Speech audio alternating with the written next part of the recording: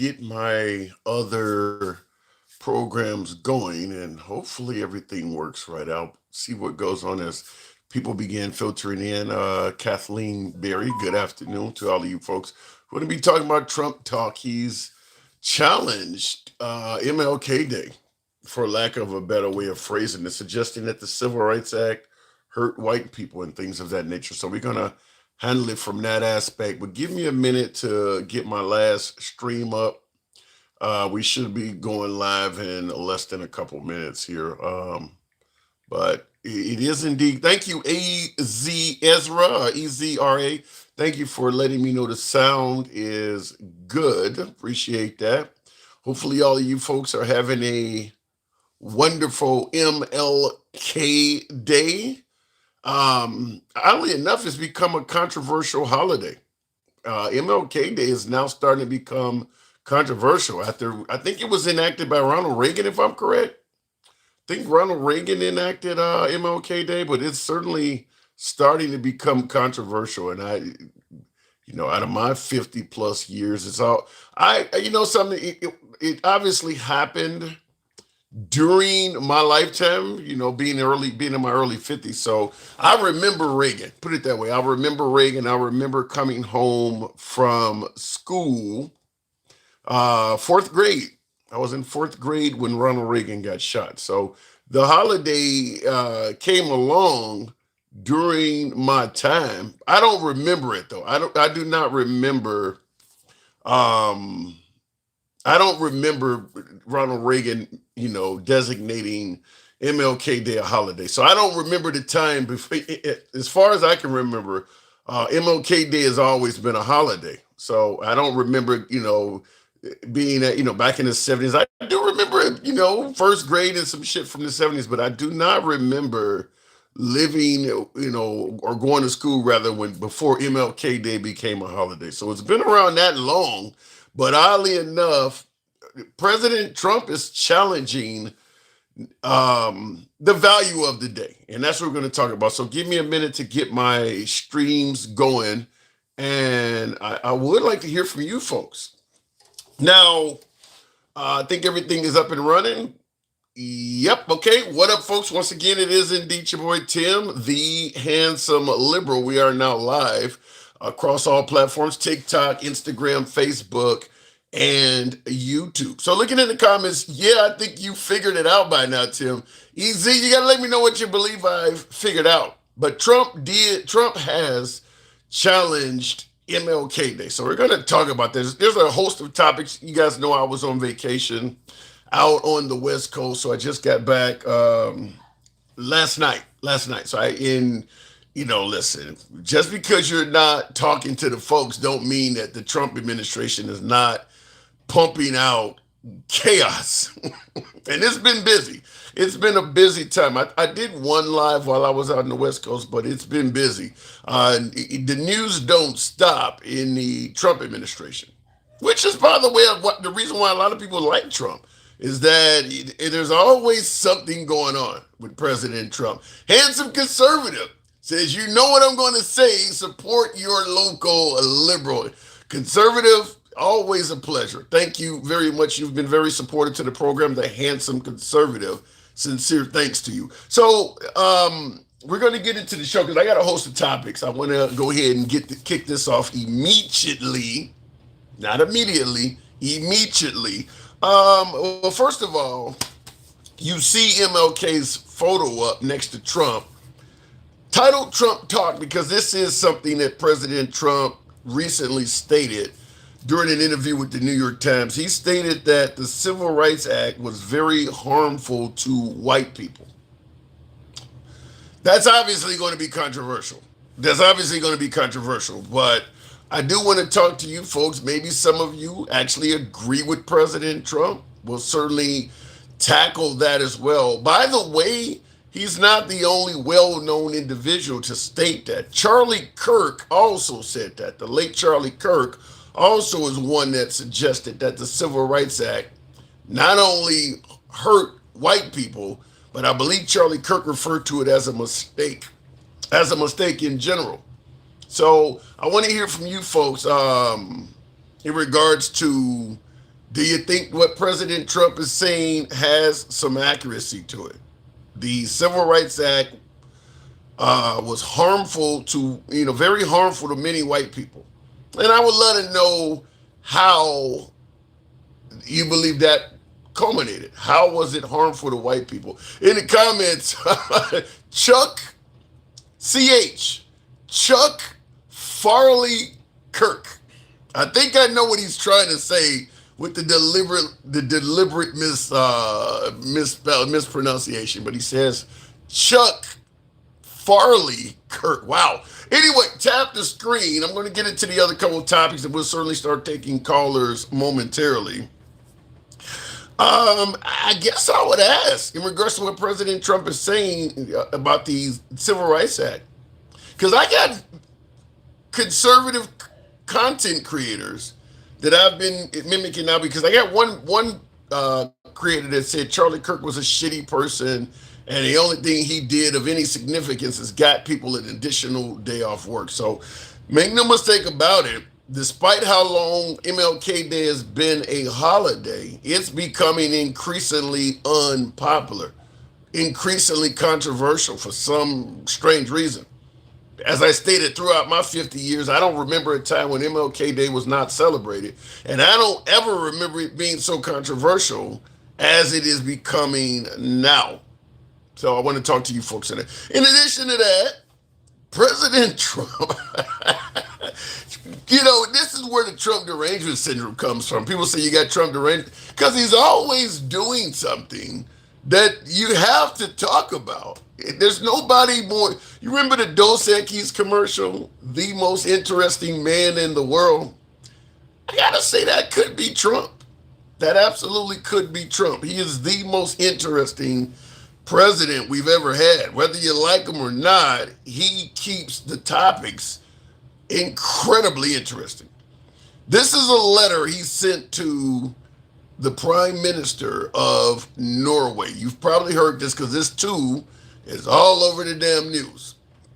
Dear Jonas, considering your country decided not to give me the Nobel Peace Prize for having stopped 8 wars plus, I no longer feel an obligation to think purely of peace, although it will always be predominant, but can now think about what is good and proper for the United States of America. And he continues by saying Denmark cannot protect that land from Russia or China.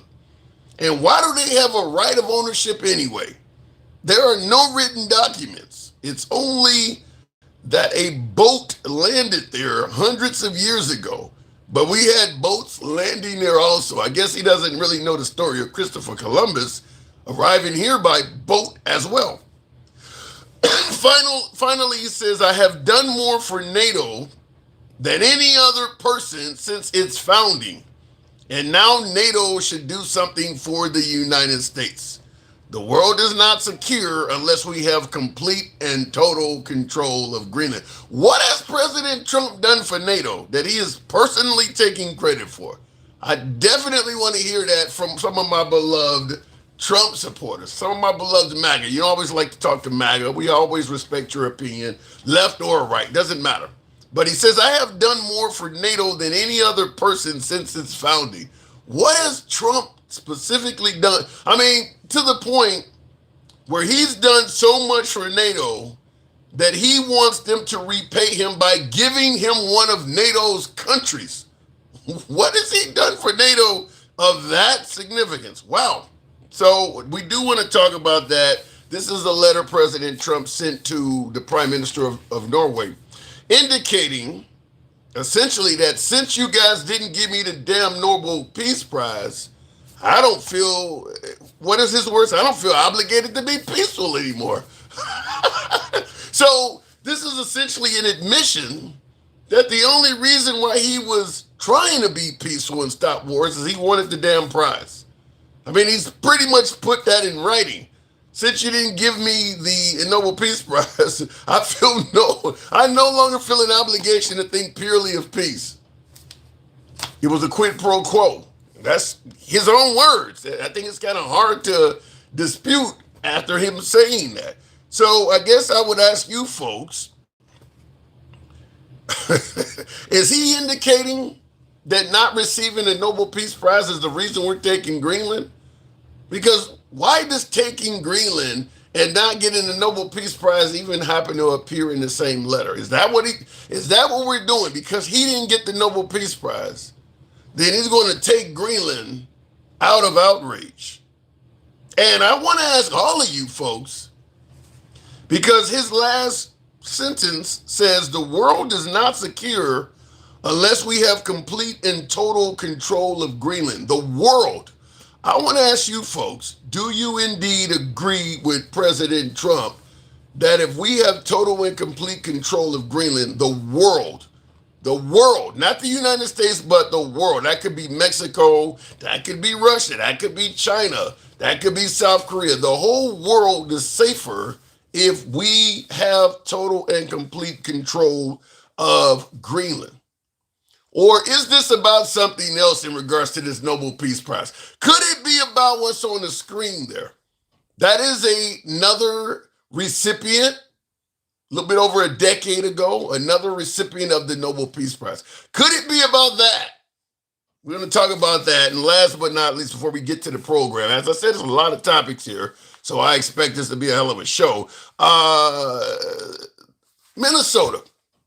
I didn't even decide to bring up any more slides to this because Minnesota is an ongoing issue. But I just want to ask you folks, do you believe the cost of what is taking place in Minnesota is worth it to the taxpayers?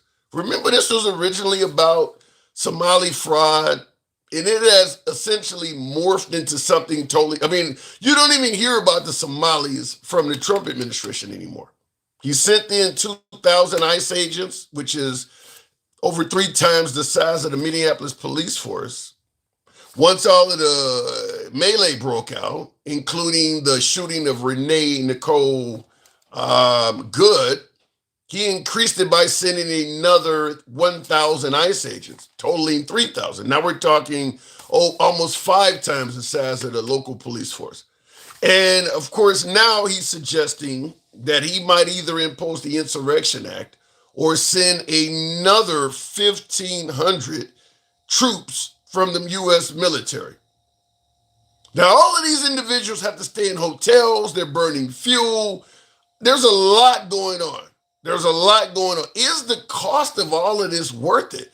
I want to ask you folks, what is the goal of what's going on in Minnesota? What is considered a successful outcome? What is President Trump and the Trump administration attempting to accomplish in the Minneapolis, St. Paul area, in the Twin Cities area? I do want to hear from you folks. So that is our topics for today. There's likely more going to spawn off because the Trump administration is so busy running this country and creating more controversy. But I do want to talk to you folks about all 3 of these topics, particularly the suggestion that the Civil Rights Act was harmful to white people. And before we start the show off, I just want to play a clip that I found to be interesting. This is maybe a minute long. You've all heard the show. I don't know if my computer's going to do it. So we may have to postpone that until my damn computer catches up. So looking in the comments though, Blackstock Design says in 2025, NATO allies agreed to significantly increase military spending with pledges to raise defense spending towards higher percentages of GDP. This push was widely attributed to Trump's pressure. That is true, but that's not doing the damn thing for NATO. You threaten NATO, so they increased their military spending. We didn't attribute anything to that. In fact, it saved us money. So I don't know how Trump suggested by doing that, he's done so much for NATO. I'm asking that question. But this is what I wanted you guys to hear from The View of all places. In a recent interview with the New York Times, you know who claims that there's a downside to the Civil Rights Act. He says, and I quote, "White people were very badly treated."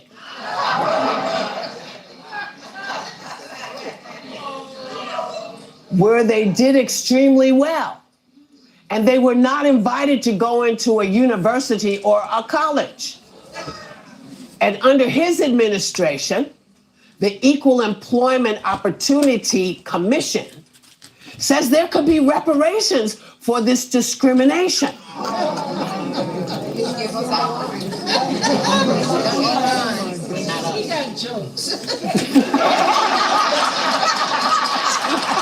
There's a little bit more to this, but there a little bit of laughter, obviously. We don't normally play clips from The View, but this one, I like, okay, we'll play it this time.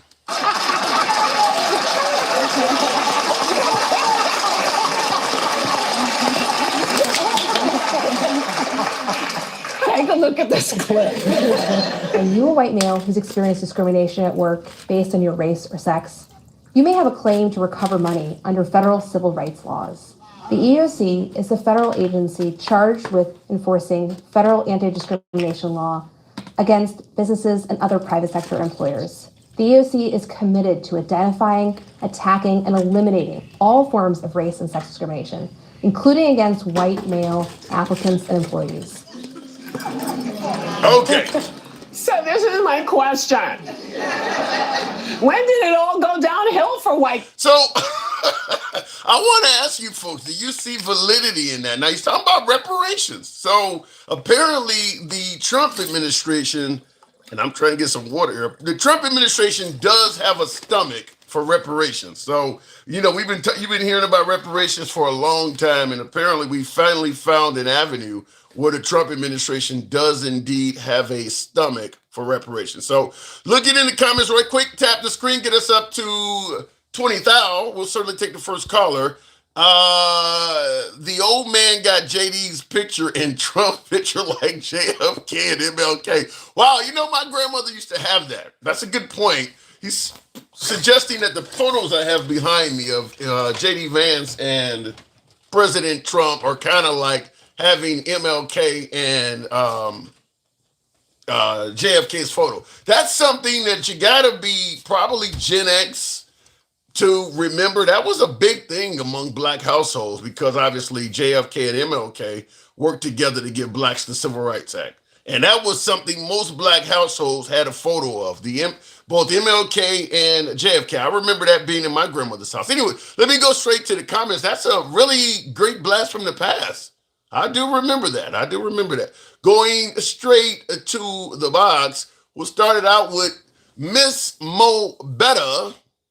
Good afternoon, or better yet, good evening. Good evening to you. Did you win us some money over there? No, you know Vegas ain't very generous. Like you didn't win us any money in the no, baseball. no, but I may go back soon. Though I enjoy myself though, so I may go back soon. So you heard the topic. So Trump is suggesting that the Civil Rights Act by Martin Luther King was very harmful to whites. What say you? I would like to know the proof of that. Give me an example of how white men were badly treated. Well, and see, that's the thing, Tim. Nobody ever gets into the question after the statement. They allow him to bloviate, and then they never follow up with a question like, what do you mean? They never ask him to give any examples of the things that he says. No, but there's clarity. Let me give you there's some clarity on it.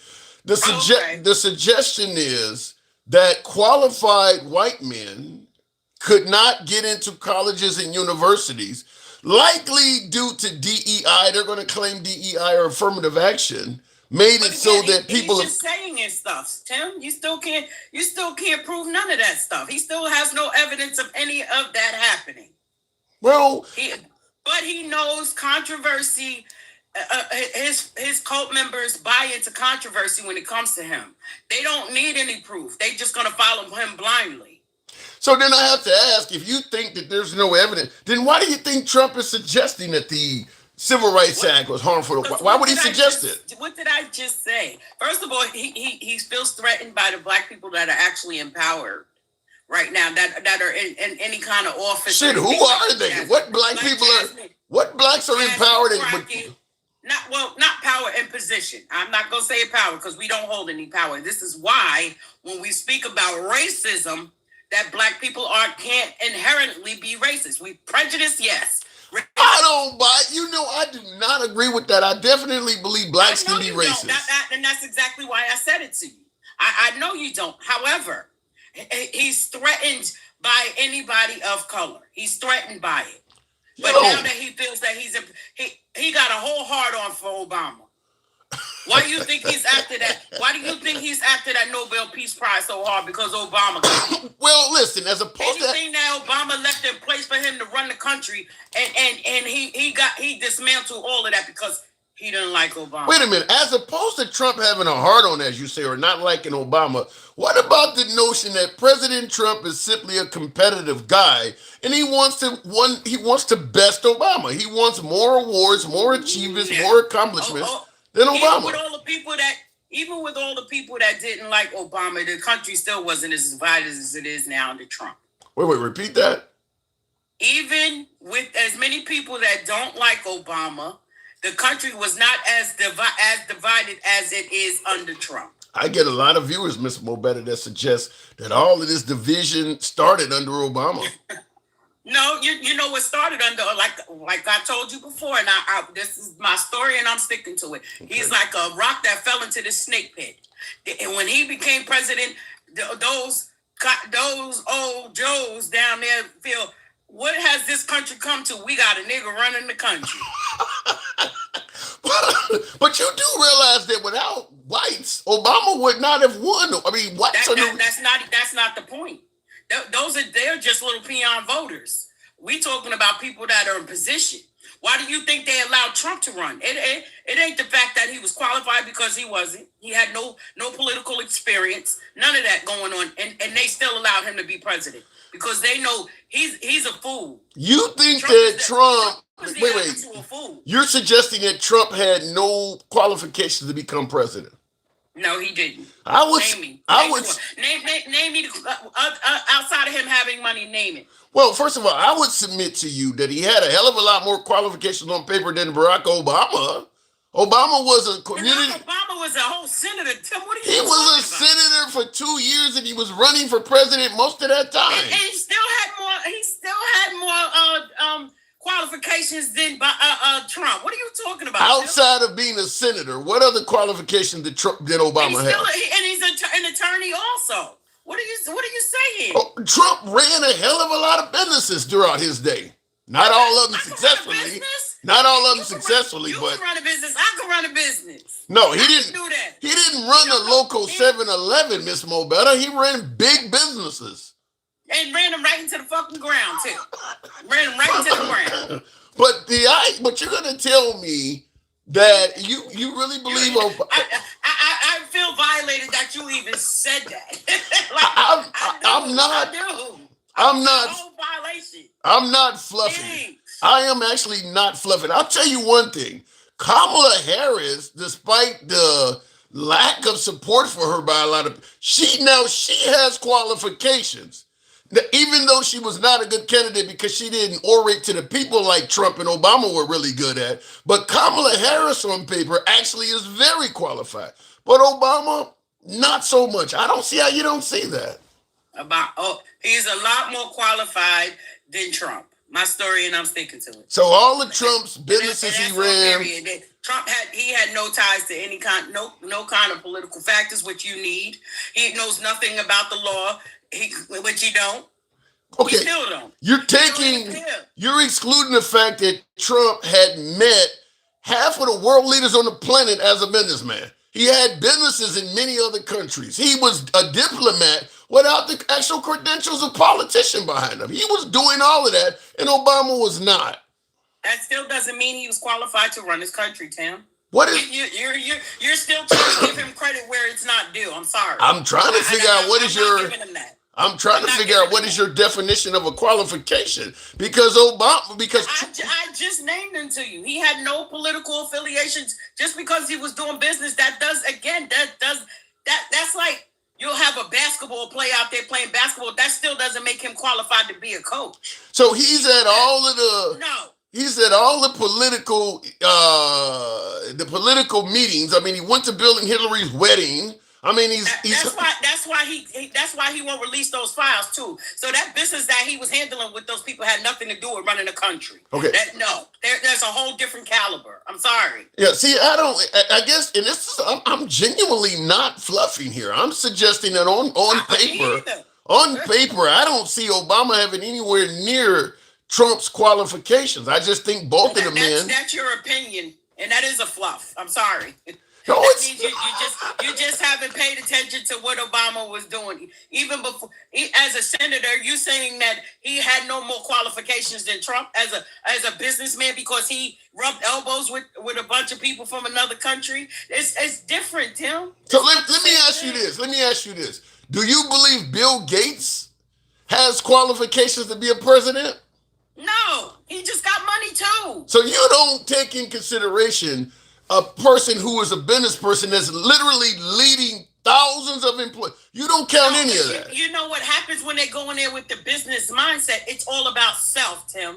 It's not about people. It's not about others.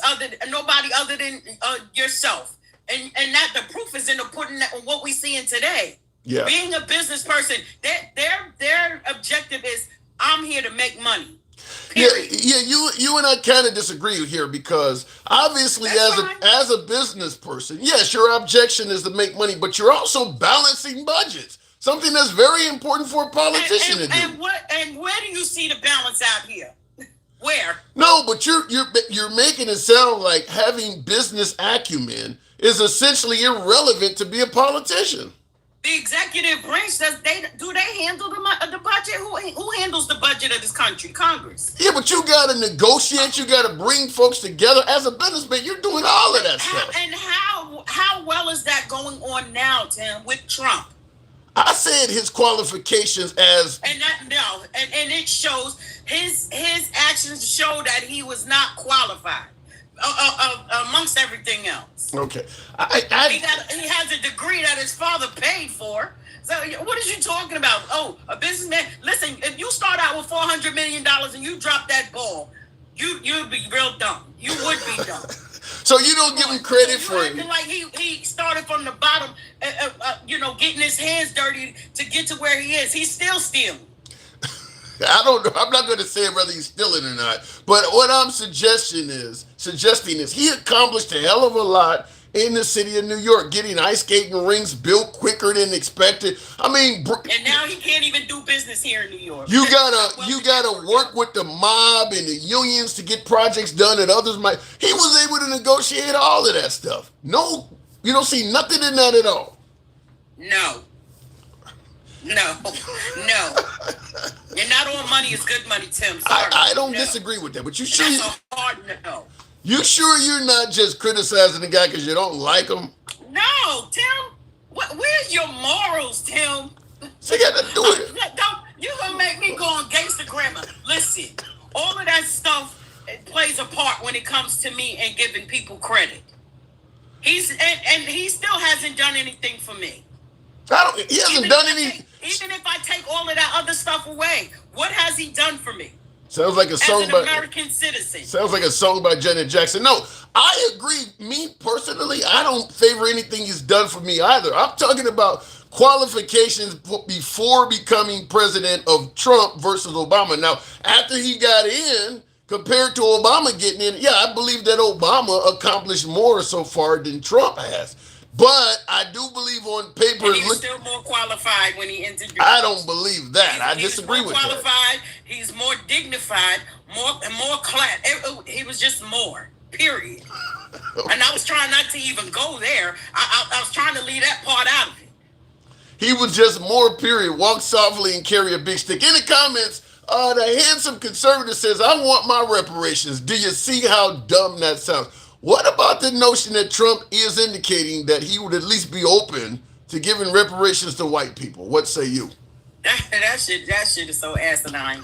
And I still prove to me where white men were discriminated against because of a DEI program, and I will surrender to it. I will surrender to it, Tim, because I haven't seen it. In my 52 years of living, I've seen it nowhere. Well, let's be clear. if you have affirmative action where you have to hire a certain percentage of, let's say, blacks or minorities in a business, and let's say you're hiring 100 people, and affirmative action requires at least 20 of them represent the minority community. If you got 90 qualified white guys show up, some of them are going to get turned away due to affirmative action. So it is possible it could happen. What do they want to do? Hire no black people at all? So is that what they want to happen? That's what used to What take are they place. saying here?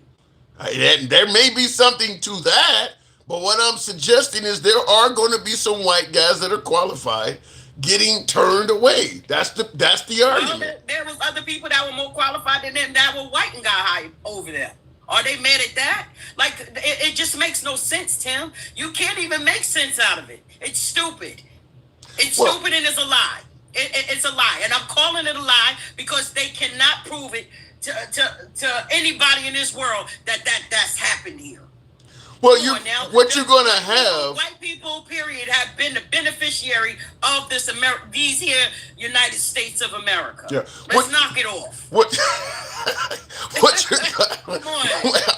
I'm just having a conversation here. No, I get it. I'm not yelling at you about it. You know I get passionate and I do talk loud. So, Nothing wrong with that. It is what it is. Nothing wrong with that. So what do you think in regards to this this letter to the Prime Minister of Norway suggesting that, well, since you didn't give me the Nobel Peace Prize, I don't feel any obligation to be peaceful? When I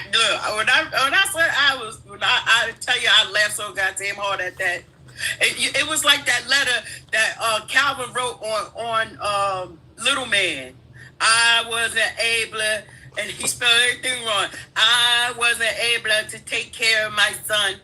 Like, come on, bro. It's embarrassing. But it's embarrassing. But first of all, you went around begging for the goddamn Nobel Peace Prize. Nobody, they didn't give it to you. Get over it. Like y'all tell everybody else. Get over it. You didn't get it. Then you went and like you said, what's quid pro quo with this lady? So she like. You're talking about Maria. I feel bad. You can have my sandwich. You're talking about the woman that wants to head Venezuela giving Trump her Nobel Peace Prize. And you talking about getting welfare and all kinds of stuff like that. And here you took a hand-me-down medal. How about this though, Mr. Wise Guy? In regards to reparations, he says in the comments, if President Trump can get this done for white people, then fuck it, I'm with this shit. So, go ahead. Well, of course, and I'm sure he's white. Whoever said that is white. They would totally benefit from it, like they've been benefiting from everything else. Yeah. And the only reason why there's a big separation, which is a history lesson and stuff like that. When it came to DEI and all kinds of stuff like that, they wanted to separate the rich from the poor. And unfortunately, there's white folks that are poor that don't have, but that doesn't mean their privilege is not available. Well, Trump may be trying to change that poverty thing. I'm sure. If he can roll back time to quote Cher, if he can turn back time, it might benefit some of those poor whites. In the comments, Joel says Trump is the biggest movement since Martin Luther King. Do you see that? The MAGA movement?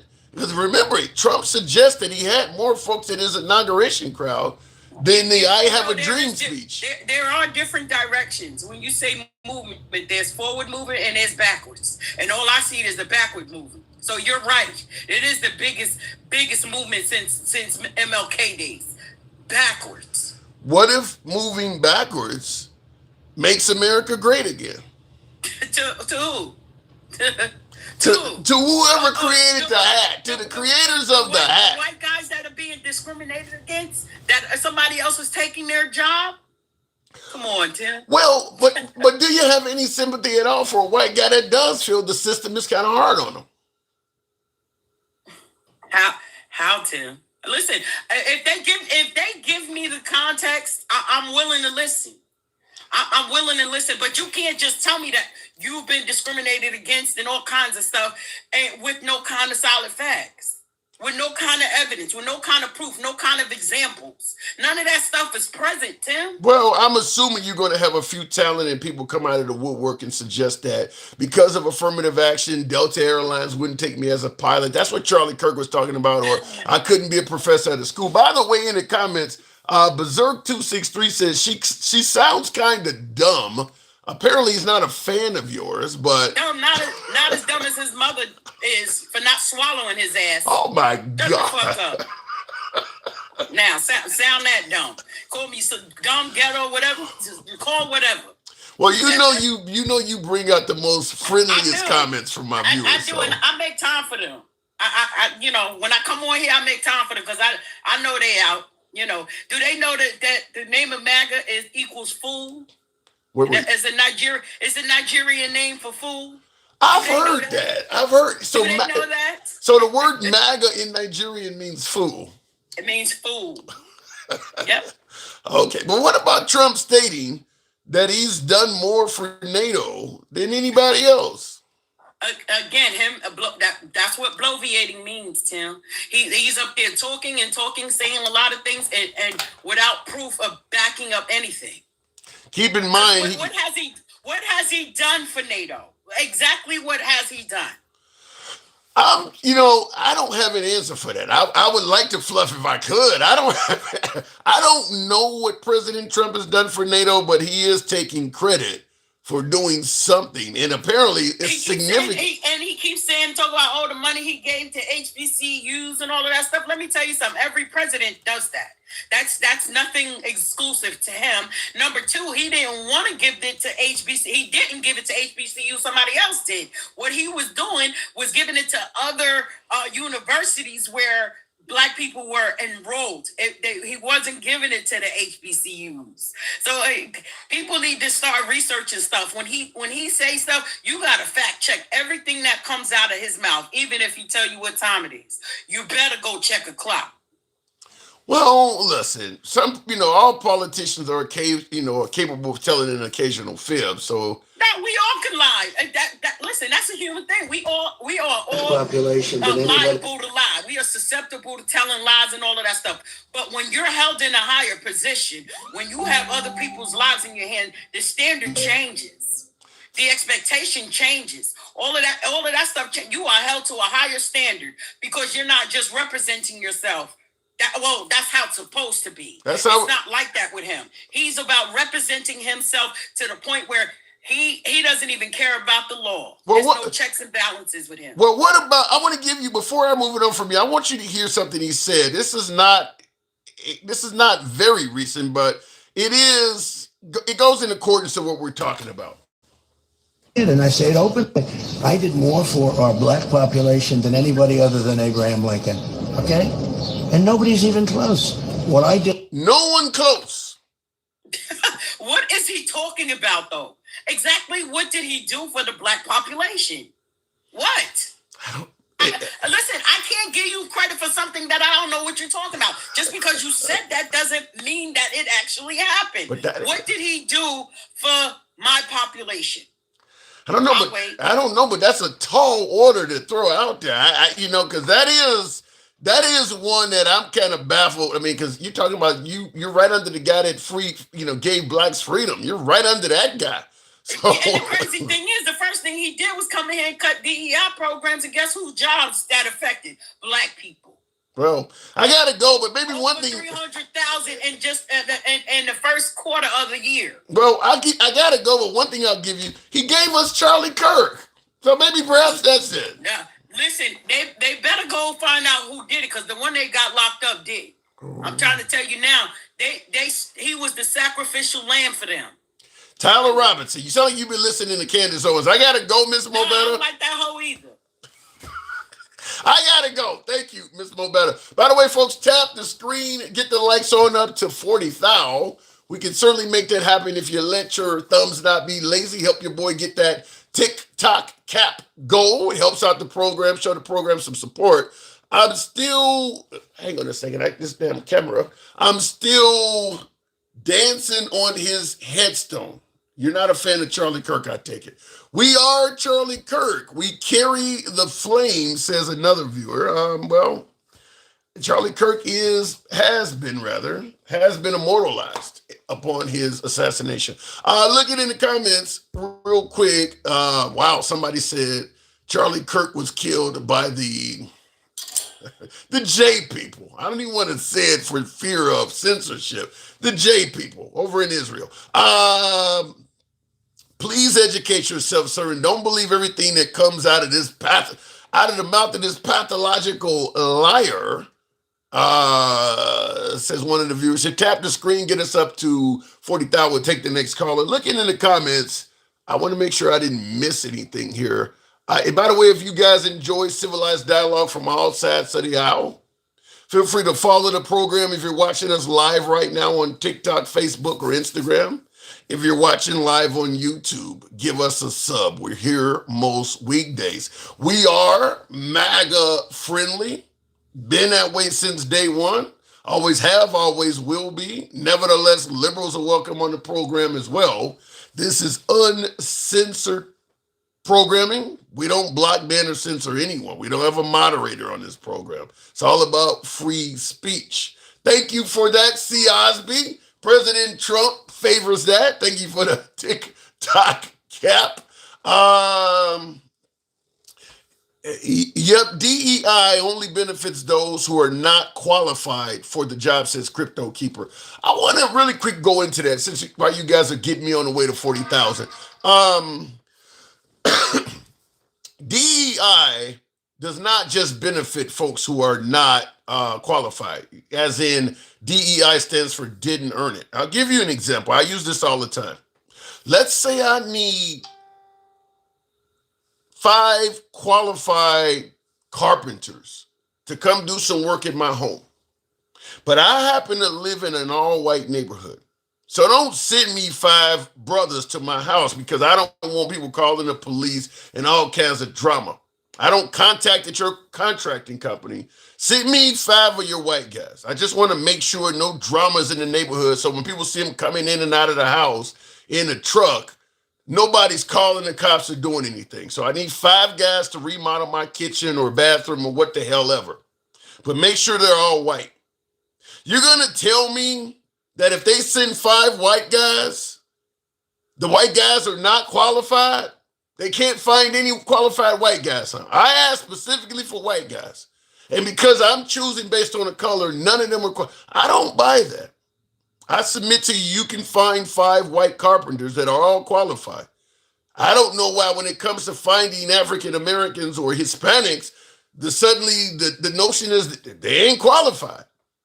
You can actually have DEI and still find qualified people to make it happen. This is why we push back against Charlie Kirk's comment in regards to pilots. If I see a black pilot, I think, I question the qualification. Because his comment, I believe it was either Delta, one of the 3 national airlines was seeking to diversify their workforce. This came out in 2021, and they wanted to have it completed by 2030. So when Charlie Kirk made that statement, it was not even complete yet. So the idea is if I give you 9 years as a black person, as a Hispanic, as a woman, as a member of the LGBTQ community, can I train someone who has no aeronautical knowledge to fly a commercial airliner in 9 years? I submit to you, you can easily do that. If you got a person that's dedicated to learning the skill, you can easily do it. So I don't know what Charlie Kirk was talking about. I really don't. But I did a long form video on it. I played the whole clip because people were saying he wasn't taken in context. I actually have a video on my YouTube channel titled Charlie Kirk in Full Context, like 18 minutes long. I have no clue why he said that. And in my opinion, it does sound like somebody or language from somebody who is intolerant. Because everything about the debate, I played a full debate of him saying it, why he said it, it makes no sense. You can find qualified people of color, qualified people in the LGBTQ community, qualified Hispanics, qualified Asians in any field if you give it enough time. Anyway, look at in the comments, or better yet, going back to the box, DEI wasn't a problem because they were required to hire even if they were not qualified to hit numbers. I'd have to see evidence of that. You're going to tell me that in a country where the overwhelming majority of our air crashes, air mishaps among commercial airliners were orchestrated by white males, that they were hiring unqualified black people? Is that what we're to believe? That when you look at the numbers, there's virtually hardly anybody of color that's been involved in a major air crash at the helm that was a pilot or a co-pilot. It's almost all white guys. But yet the unqualified people that's flying these planes are black. And that makes sense somehow. Let me go back to the box. We'll continue on with Jeremy. Good evening. Where are you from I'm a carpenter. I'm from Chicago. You tell me I can't find 5 white qualified carpenters in Chicago, 5 Hispanic qualified carpenters in Chicago, 5 black qualified carpenters in Chicago, 5 Asians? Can't find it all, huh? Jeremy, good evening. How you doing, Tim? It's good to see you. And good to see you again, too. President Trump is suggesting that the Civil Rights Act was harmful to white people, and perhaps they should be given reparations due to it. What say you? Well, before we go and talk about that, I did want to ask, you seem to be taken aback when I made the joke where I called you my ninja the last time. I don't want to talk about that shit. That's old news, man. The audience took an issue with it. I don't give a shit about that. But you don't care? Okay. Because I could care less what other people say, but like if I made you feel uncomfortable, man, that's what I care about. Okay. Well, listen, you're going to make people feel uncomfortable in general. Now you're Colombian, right? Yeah, I'm Colombian. Okay, so you're not fully considered as a white guy, but when you start indicating that you're calling a black man the N-word, yeah, people are going to take odds at that. All right. Well, I won't use that again anymore. Okay. Just because it depends on who you're with. I think some people will just laugh, but I don't want to say something that I know you wouldn't like. Yeah. And in the comments, real quick, Straight Talk Commerce said, "So what is it? Any N-word now?" Well, calling a black man a ninja is equivalent to saying, "Let's go, Brandon." People know what you're talking about. That's why people know what it means. But go ahead. Now, so Martin Luther King, the Civil Rights Act being erroneous, being harmful to whites. What say you? So it's been a while since I've looked into this topic. I know Charlie Kirk had a bit of a problem with it, and I tend to agree with a lot of what Charlie says, but there are things that I don't agree with him. Last time I checked, I think there was something to do with colleges and unequal applications. And look, I understand that in a way it's going to be naturally a little bit harder for black people to get into colleges because they just make up a smaller percentage of the population. Well, but let me interrupt you. Let me interrupt you and say this. Before the Civil Rights Act, which Charlie Kirk suggests was a mistake and Trump suggests was harmful to white people, a large portion of the colleges in this country did not admit blacks, period. So if you were a white person with low SAT scores or low entry scores, you still would get in over a black person. Is that not some form of DEI in terms of entrance? Yeah, but that's the thing. I don't think DEI is good in either direction. I think that, in fact, here's the thing.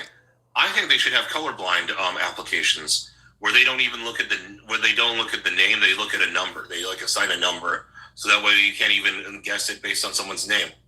I like that, but the problem is people are always going to find a way to cheat. I mean, you can go by somebody's zip code. There's different things you can do to deduce the likelihood that a person is a individual of color or they're white. I mean, and they'll find ways to do that. I mean, where did you pick these applications up at? I mean, they're gonna find some kind of way to tell what zip code was postmarked on this one, and they'll use that information to figure out what race you are. Yeah, but I mean, like the more you take away that the ability for them to do that, the more it'll just take extra work for them to do that. And I think the majority, I don't think we're nearly as racist as we used to be a long time ago as a country. I really don't think so. And I think that you'd have to like have no life if you were willing to put in all the work to find out. I was like, well, was this from a black guy? Shit, no life. No life. You realize how much money you could make from the alumni and friends of the school? If the alumni wants this school to remain white, to represent our love, our bloodline, our heritage, there are people that would pay you tons of money to make sure that school stays white. I don't think so. I think that they'll definitely want you to get their. I'm sure like George Bush's kids will get in really easily, to whatever college he went to, because that'll make the college look good to have like a continuous amount of people going to that particular college. But that's more like favoritism amongst your own family. That's not so much favoritism amongst a specific race. Well, I'm just simply saying a lot of people are willing to spend money to maintain the status of their alma mater. A lot of people will spend money for that. So if you got a guy whose job it is to make sure someone's alumni remains white or, continues to remain diverse, there are plenty of graduating students that are doing well for themselves that will donate money to that. I think there's some level of that. I think that I really think that alma mater is more impressive if you have somebody who is an impressive person by themselves. Yeah. For instance, I think they'll care much more about Elon Musk kids getting into whatever school that they went into, because Elon Musk is an impressive person, although he is very flawed, versus someone who just has a lot of money. I got to disagree with you. I mean, I've seen how folks care about their alma mater way too much for us to be on the same page on this. Real quick in the comments, though, Junebug says, work ethic has nothing to do with race. Trump brings up a fuck ton of racial issues for someone who claims not to be racist. It's all bullshit. Do you agree with the viewer? The viewer says Trump brings up a fuck ton of racial issues and also claims to not be racist. Do you see any validity in that? Well, I think in a way that's a misunderstanding. I think that it's perfectly valid to say, well, people in this community who choose to be around each other are behaving in a certain way that is encouraged by their culture. But that's not race. That's culture. So like black people tend to hang around other black people, and if the culture around them tells them that it's okay to be aggressive and violent and to not treat things like we hear that with black fatigue, and you see that anytime blacks are seen online mob robbing a store or something, they say it's in their culture. Black, what's in white culture? Well, there's a lot less of that in white culture. I know it's not popular to say, but I care more about. No, I'm asking you what is, though. You can tell me what there's a lot less of, but what is there more of? High trust societies. High trust societies. Elaborate. What do you mean? Okay, so low trust societies are ones where you can't do anything without fear of being robbed, fear of someone doing something bad. You see this a lot. You see this. You see a lot of this. You see, Tim. Go ahead, I'm listening. I just can't believe you said that, but go ahead, I'm listening. Okay, so let's say you have the opposite, a high trust society. Japan is a very high trust society. I'm sure you've been to Japan before, haven't you? No, I have not been to Japan. Oh, I'm surprised. You lived in Australia for a while. Yeah, I've been to Australia is a high trust society as well. It's very safe there. Yes, and the thing is, it's very common to leave your stuff at your table, and for people to get mad if you turn it into the lost and found because they think you're robbing them because it's so normal to not have anyone. Yeah, but you guys are the same ones, and I'm saying you guys, I mean in regards to MAGA, you're the same ones that said Ukraine is one of the most corrupt countries on earth. That is full of white people. That is not a high trust society. Neither is Russia and many Eastern European countries. Those are not high trust societies, are they? Not anymore. They used to be, but after the advent of communism, again, culture, not race, has caused them to become a very low trust society. In communism, in order to survive, you have to be willing to fight it and do all sorts of crooked things to get by because communism takes away so much of your ability to actually make money and to actually feed your family. So when you say whites, their culture is high trust, do you believe that they have represented themselves as a trustworthy culture to, let's say, the likes of the Native Americans, African Americans, and many other cultures they've encountered? Are they the culture that other folks can trust? Within their own identity group, probably. You see this also a lot with Hasidic Jews. However, anybody can become savage and do evil things of any race. We saw this many times with the way that. What do you mean by when you say? What do you mean by when you say within their group? When whites came to this land, were they a trustworthy group? To each other, but not to the Native Americans. They were a lot of them were very cruel to a lot of natives. That's undeniable, and to a lot of blacks who they brought over as slaves. I don't want to ever lower the. You were coming close to doing that, suggesting the audience. But I want to ask it to you this way: when we suggest that thuggery, for instance, or theft is part of black culture, how do you respond to some folks who may say colonization, grape, or racism is part of white culture? I would say it was for a long time, and I think that unfortunately it's still around in Muslim culture. But we're talking about taking Greenland right now as we speak. When did it end?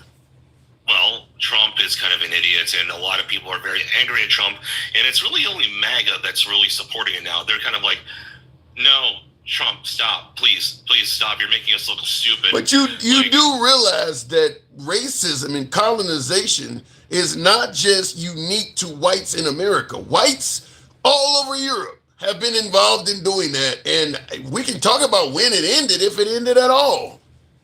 Yeah, but it's also not unique to whites either. Arabs. Neither is thuggery to blacks. It ain't unique to blacks either, but we're saying it's in their culture. We're saying because we see a lot of blacks doing thuggish shit, it's in their culture. So what should we say if we see a lot of whites doing racist shit? Call them out. So it's part of their culture then. But I don't think it is as much. I don't think it happens nearly as much in white cultures as it used to. Now it was much more common back in the day, but it's not nearly as common anymore. Here's what I don't get. African Americans in this country, if you go back to the 40s and 50s, they were not known for a lot of thuggery.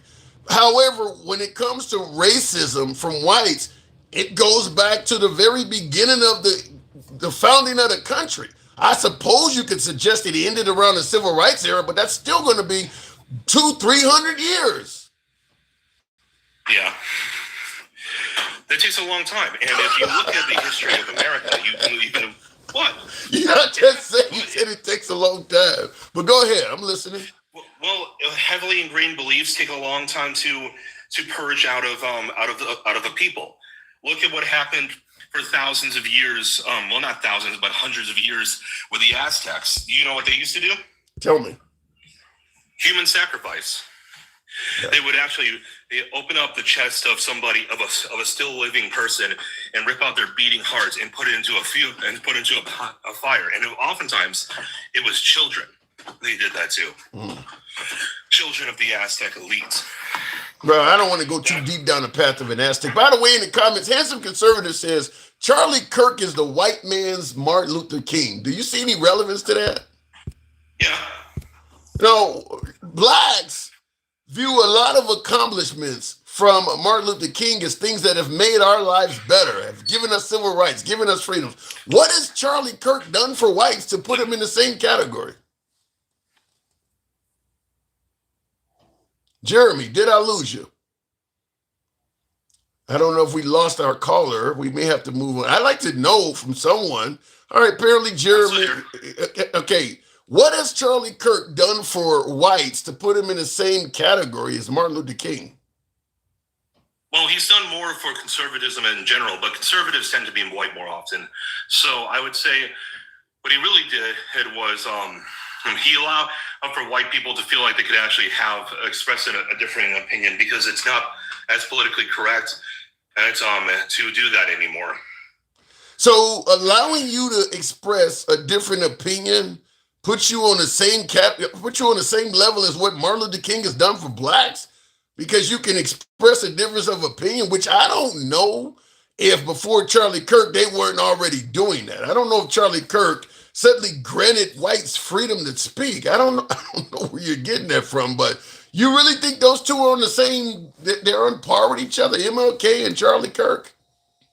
Yeah, here's another reason why. I know a lot of people don't want to hear this, but when you actually look at the type of people who Charlie Kirk was and Martin Luther King was, I think everyone is flawed, but let's be honest, MLK had a lot of demons, a lot of them that he didn't really hold down. Elaborate. Tell me about these demons. Elaborate. He was a well-known adulterer. He was also physically violent. There was the FBI found out about that.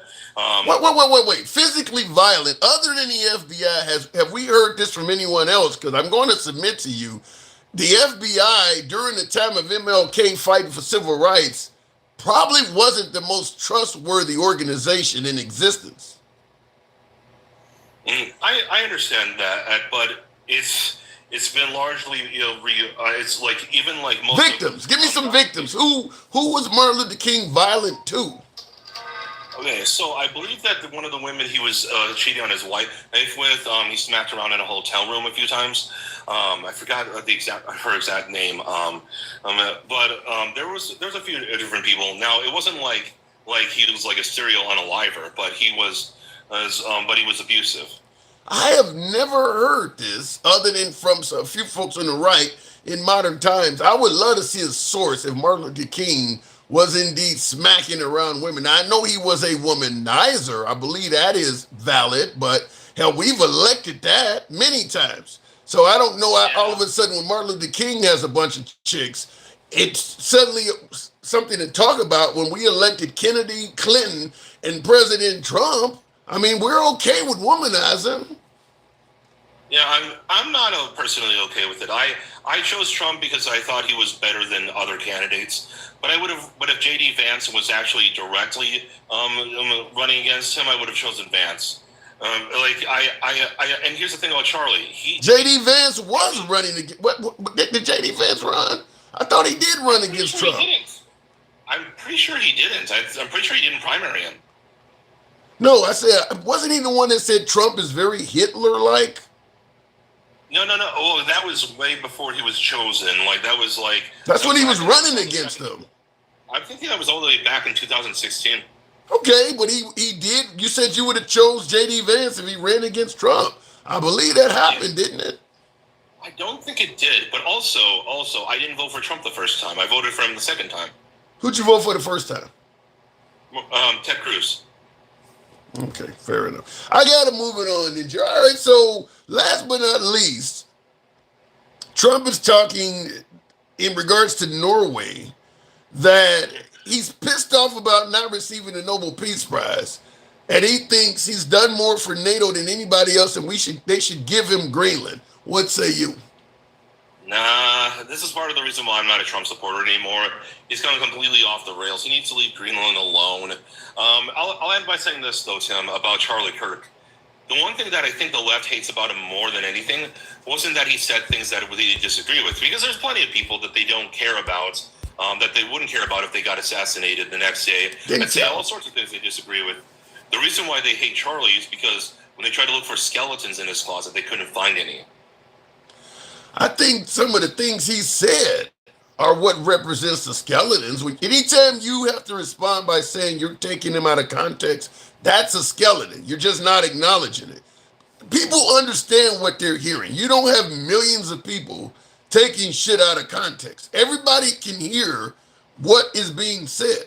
If your only defense is they're taking it out of context, there's your skeleton. I got to move it on, Jeremy. Thanks for coming through. You have a great one, Tim. You too. You too.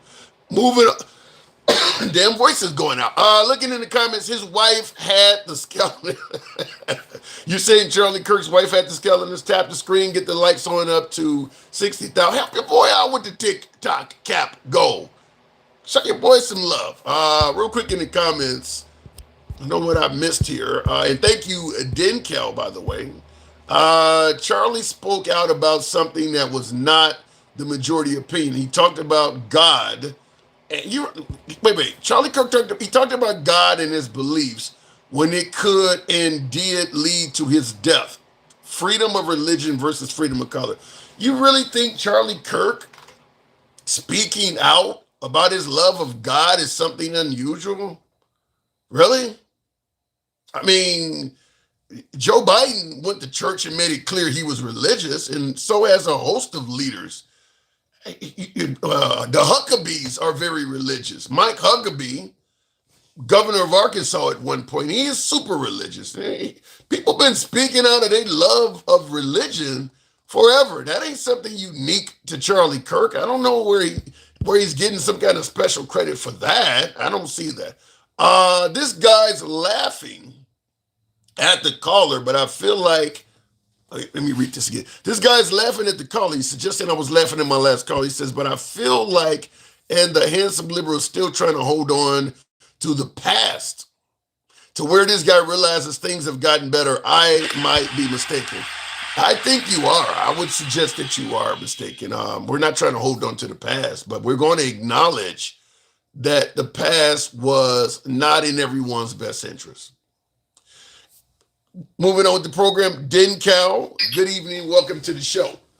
Dencal. Good evening. And thank you there, Blue One. Appreciate the TikTok cap. Thank you. A lot going on. Certainly you heard the talk about MLK, Trump suggesting that it hurt white people, hurt white men particularly. Any validity to that the Civil Rights Act has hurt white men? The craziest part about this whole argument is that white men were the ones who came up with affirmative action because they understood that they had to basically try to incorporate black people into the greater society. They did that, but they're making it seem like we did that to them. They said the only way to try to make it fair is to allow black people opportunities where they would not, where they would not have had it in the past. But you're talking about progressive white men. I think the people that are saying this are not progressives. Right, but that's not they're blaming that shit on us. Like now they're saying that they get paid for some shit that they did to themselves. That's a good point. That's a good point because in reality, Martin Luther King himself could not have passed the Civil Rights Act without the signature of white men. Kennedy, Lyndon B. Johnson, all white men. Like literally all white men. Yeah. Like he was the only black dude standing there, making the argument. So they said in order to right a wrong that they know that they had perpetrated for hundreds of years, they said, how can we do it? They came up with affirmative action. They came up with DEI. They came up with these things to try to make society fair for everybody. Well, the argument is trying to say they're going to give themselves money because the shit they came up with ain't right. It really sounds bad when you break it down like that because you're absolutely correct. You're blaming Martin Luther King for the Civil Rights Act when he didn't sign shit. But the thing about it is we're all going to sign this bill, sir. But I want you to understand, if it goes bad, we're going to blame you for bringing it up. Right. So now they saying, oh, we've achieved everything that affirmative action was meant to achieve. We had a black president. So that means all of their efforts were fruitful and they accomplish what they want to. Now they're trying to go back and say they never should have did none of it because it hurt them, which is like I don't even. It's like an oxymoron. Like the conversation they're having, they got that lady that you played in that interview or whatever talking about. Yeah, if you've been affected by this, you may Yeah. like Yeah.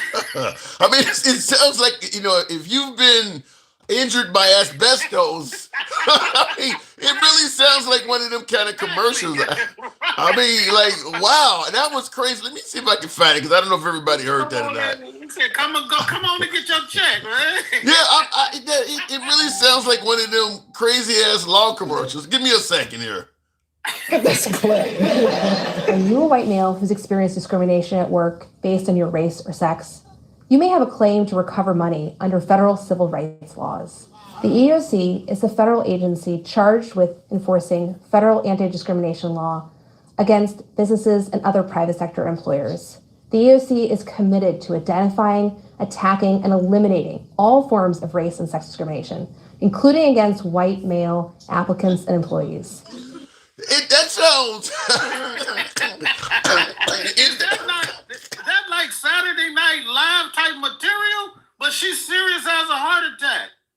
She's serious. She's saying, look, you got to remember the context around this stuff. When Trump became the president the second time, he got rid of all the civil rights officers in our government.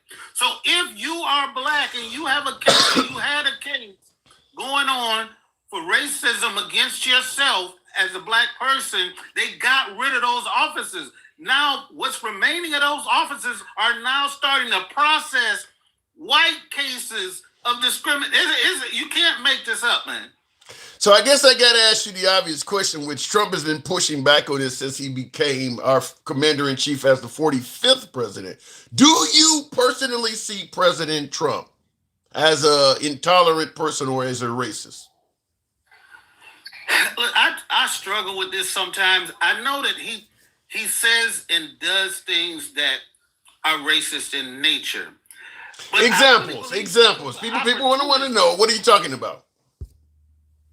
Like the discrimination. He didn't want people to like live in, his departments that they had. And, the case where, all of the people out on the floor at his casinos, all of the card dealers, when he was going to be coming there with friends and people, important people, they would remove the black people who were dealing the cards and stuff. Like, look, everybody going to have their own thing. Look, the history is there. If you want to know about him being possibly a racist, it's there. As opposed to the history, what about since he has become our commander-in-chief? Have you seen any racial overtones from him as president of this nation? I think he is parroting some lines that come from other people. I don't believe he's thinking up this shit himself. I believe somebody told him them, like the Stephen Millers or the Bannon, or people are telling him, like, yeah, man, you got the opportunity to like help these people. And at the same time, you're going to maintain and keep your voter base. You're going to keep those white men by telling them that they have somehow been injured by a system that was set up to propel them to success from the beginning. So it's almost like my boy didn't do nothing. So you kind of see Trump as more of a neutral individual that just happens to be hanging with the wrong crowd. Kind of something like, you might tell a judge, my son was actually a good boy. He just got with the wrong folks. That's what it sounds like you're saying. Right. Just like, after those consent decrees he signed after the feds, basically, they didn't find him guilty because we know how Trump does. He gonna cut a deal. And he made a deal in his consent decree to rehabilitate his image, which he put stuff in the paper that invited black people to come apply for his, for the homes and stuff. That's when he started getting involved in black politics, gave, Jesse Jackson a couple dollars to run. He was doing the stuff on Oprah. Like, he never really hung around black. He didn't like Mike Tyson and none of that shit. But he was rehabbing his image among people. And so I don't see him, like, his dad was obviously, racist. He was, caught in KKK, protests and rallies and stuff. I mean, I don't know what's in the man's heart, but I just think some of this stuff that they're talking about, somebody said that to him. I don't believe he's that intelligent. I don't think he thinks that deep into saying, "Oh, white people were hurt," but because he don't know. Well, yeah, because he was always rich, so he ain't been hurt by no act. Yeah, he has no idea about that stuff. All he knows is people cheat, and get what they and get what they want. eliminating all forms Well, of so race. what about his claim, though, that he's done more for blacks than anybody else since the Civil Rights Act? And I keep on asking these people in the chat and anybody out here say that. Show me the proof. I can show you the proof that right now the black unemployment rate is almost double the white unemployment rate. It wasn't like that in 2023, in 2024. It's gotten like that since he's been in office because the vast majority of the firings that came in the government sector were black women. And so, I mean, you can say he done something and they talking about, oh, what about the First Step Act and all that? Man, that was pet project and nobody, like maybe 10 people benefited from that shit. Yeah. Well, I mean, he didn't get a lot of support from black women, so I don't think he gives a shit about black women losing their jobs. But then you can't say you done shit for black people then. You can't be like, all the numbers say something different, but you just get up there and keep saying what I've done for black people and you can't articulate any of it. The one guy on here was talking about he gave black people better jobs and better pay. Like, what is the metric you're using to say that shit? And I take offense to that because what they're saying is black people's progress over the years is not attributed to our hard work and our perseverance. It's due to the president doing something for us, and that's bullshit. Well, yeah, I mean, but that's because we're all DEI. We don't have the skills anyway. So if the president don't give us those jobs, we'll never have the merit over a white guy. We just do not qualify to do any damn thing. That's what I'm hearing. Exactly, So, and I go back to once I left the military and I went into the private sector, I got to experience at a certain level, like all of them people were not qualified. I'm talking about guys who were doing the equivalent job that I was doing, which required my degree and all types of certification. These dudes started out as handymen who got a job from their uncle or their cousin. I'm talking about some of these guys that were on the same level as me, getting the same pay or better, didn't know how to use the fucking computer to enter their time.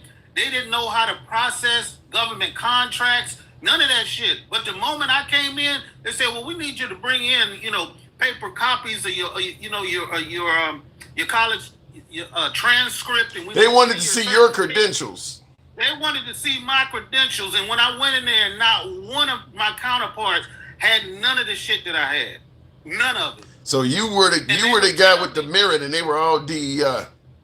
Right, and they would tell me unknowingly. I'm sitting here listening to their conversations about how they ended up where they ended up. One of my guys, he told me he ended up being a painter, but he said when he first got the job, his uncle, asked him did he want to work at the hospital, and he said sure, and he said, well, what am I going to be doing? He said, do you want to be an electrician? He said his uncle asked him, did he want to be an electrician? And he said, well, I don't know nothing about electricity and nothing. He's like, don't worry about it. We'll train you. And he said, well, no, I'm not comfortable with that. He said, what about painter? Yeah, we got a position. So he got his job as a painter, and now he's probably making $35, $40 an hour as a painter with no training, no apprenticeships, no nothing. Now, wow. they telling me because we just sitting there having conversations about, just stuff. And they telling me all of this stuff, all of this shit go back to, when I was young and I was a teenager, I used to get drunk. And then, the cops would get me and then they would turn me over to my dad and stuff. No, my black ass, I'm going to jail. I'm about to get a DUI on my record. I'm about to have a record. I ain't going to be able to pay for it, so now I'm gonna be a fugitive. Like, we know how to. You sound like you're almost indicating the presence of some form of privilege there, Dencal. That's what it almost sounds. We were talking about blacks working hard. So in the comments, I think it says Will Ross says black people and hard work in the same sentence. How do you do that?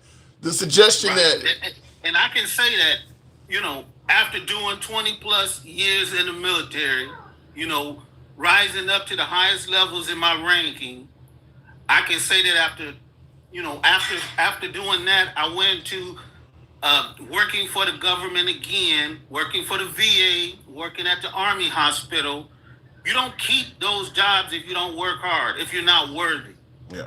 I will just go back even further and say, you don't bring people over to feed, house, and clothe them as slaves if they're not working hard. You would find another group of people that's going to do the work you need done. You don't go and pick from a lazy population if they don't work hard. So the idea that blacks don't work hard goes against the history of this country. They pick blacks for a reason.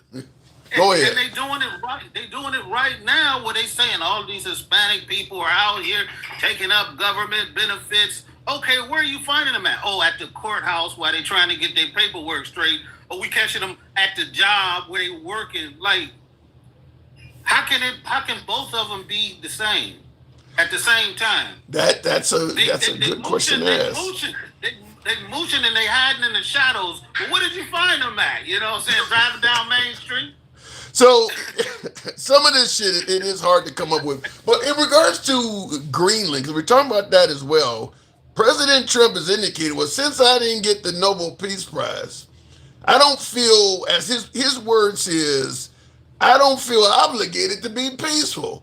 So are we essentially trying to acquire Greenland solely because our commander-in-chief was not granted the Nobel Peace Prize? What is he talking about? He is using us as him. He's basically saying the country should not be, shouldn't be peaceful because of his personal issues. And that's the part I really don't like about this especially when MAGA says we're winning. Like, we are not winning anything. Yeah. The things that I prosper from, my investments are stuff that I chose to invest my money in. It's got nothing to do with Trump, but they attribute everything that happens to Trump as somehow happening to them. Yeah, I've said that. When the Bears were winning, God bless their soul for their season. Right. But when the Bears were winning, as a Bears fan, that's what we used to say is we're winning. You ain't winning shit. I still got to go to work and everything. It's not paying my rent, not buying me food, not doing anything. But you do feel like you're winning when they win.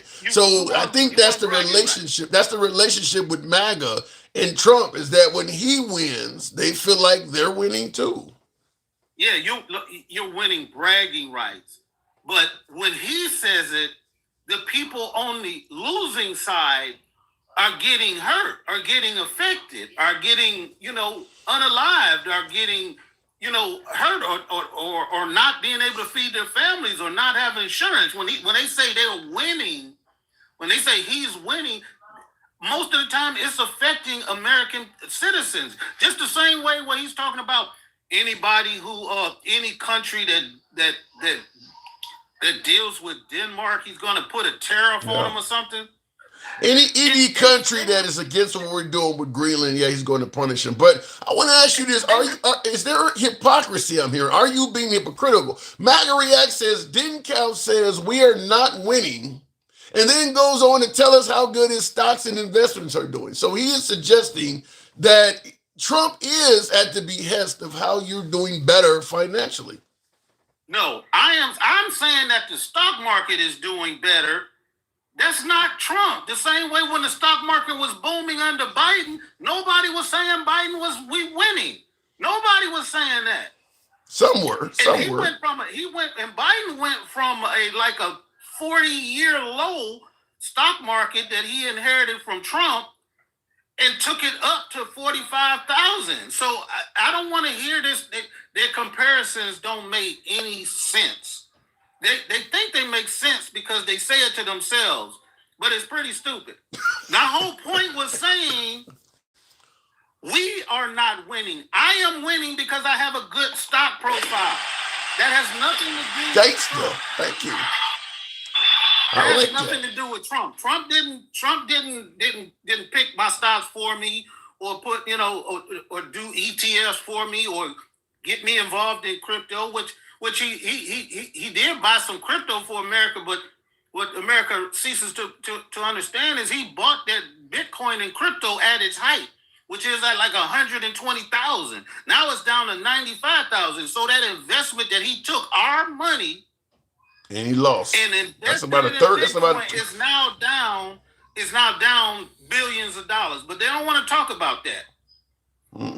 So I guess I would ask you, just on the whole, how do you think Trump is doing governing this country? I mean, we always talk about the letter grade. I mean, it's been a year now. I mean, are you giving him at least a C, maybe a B?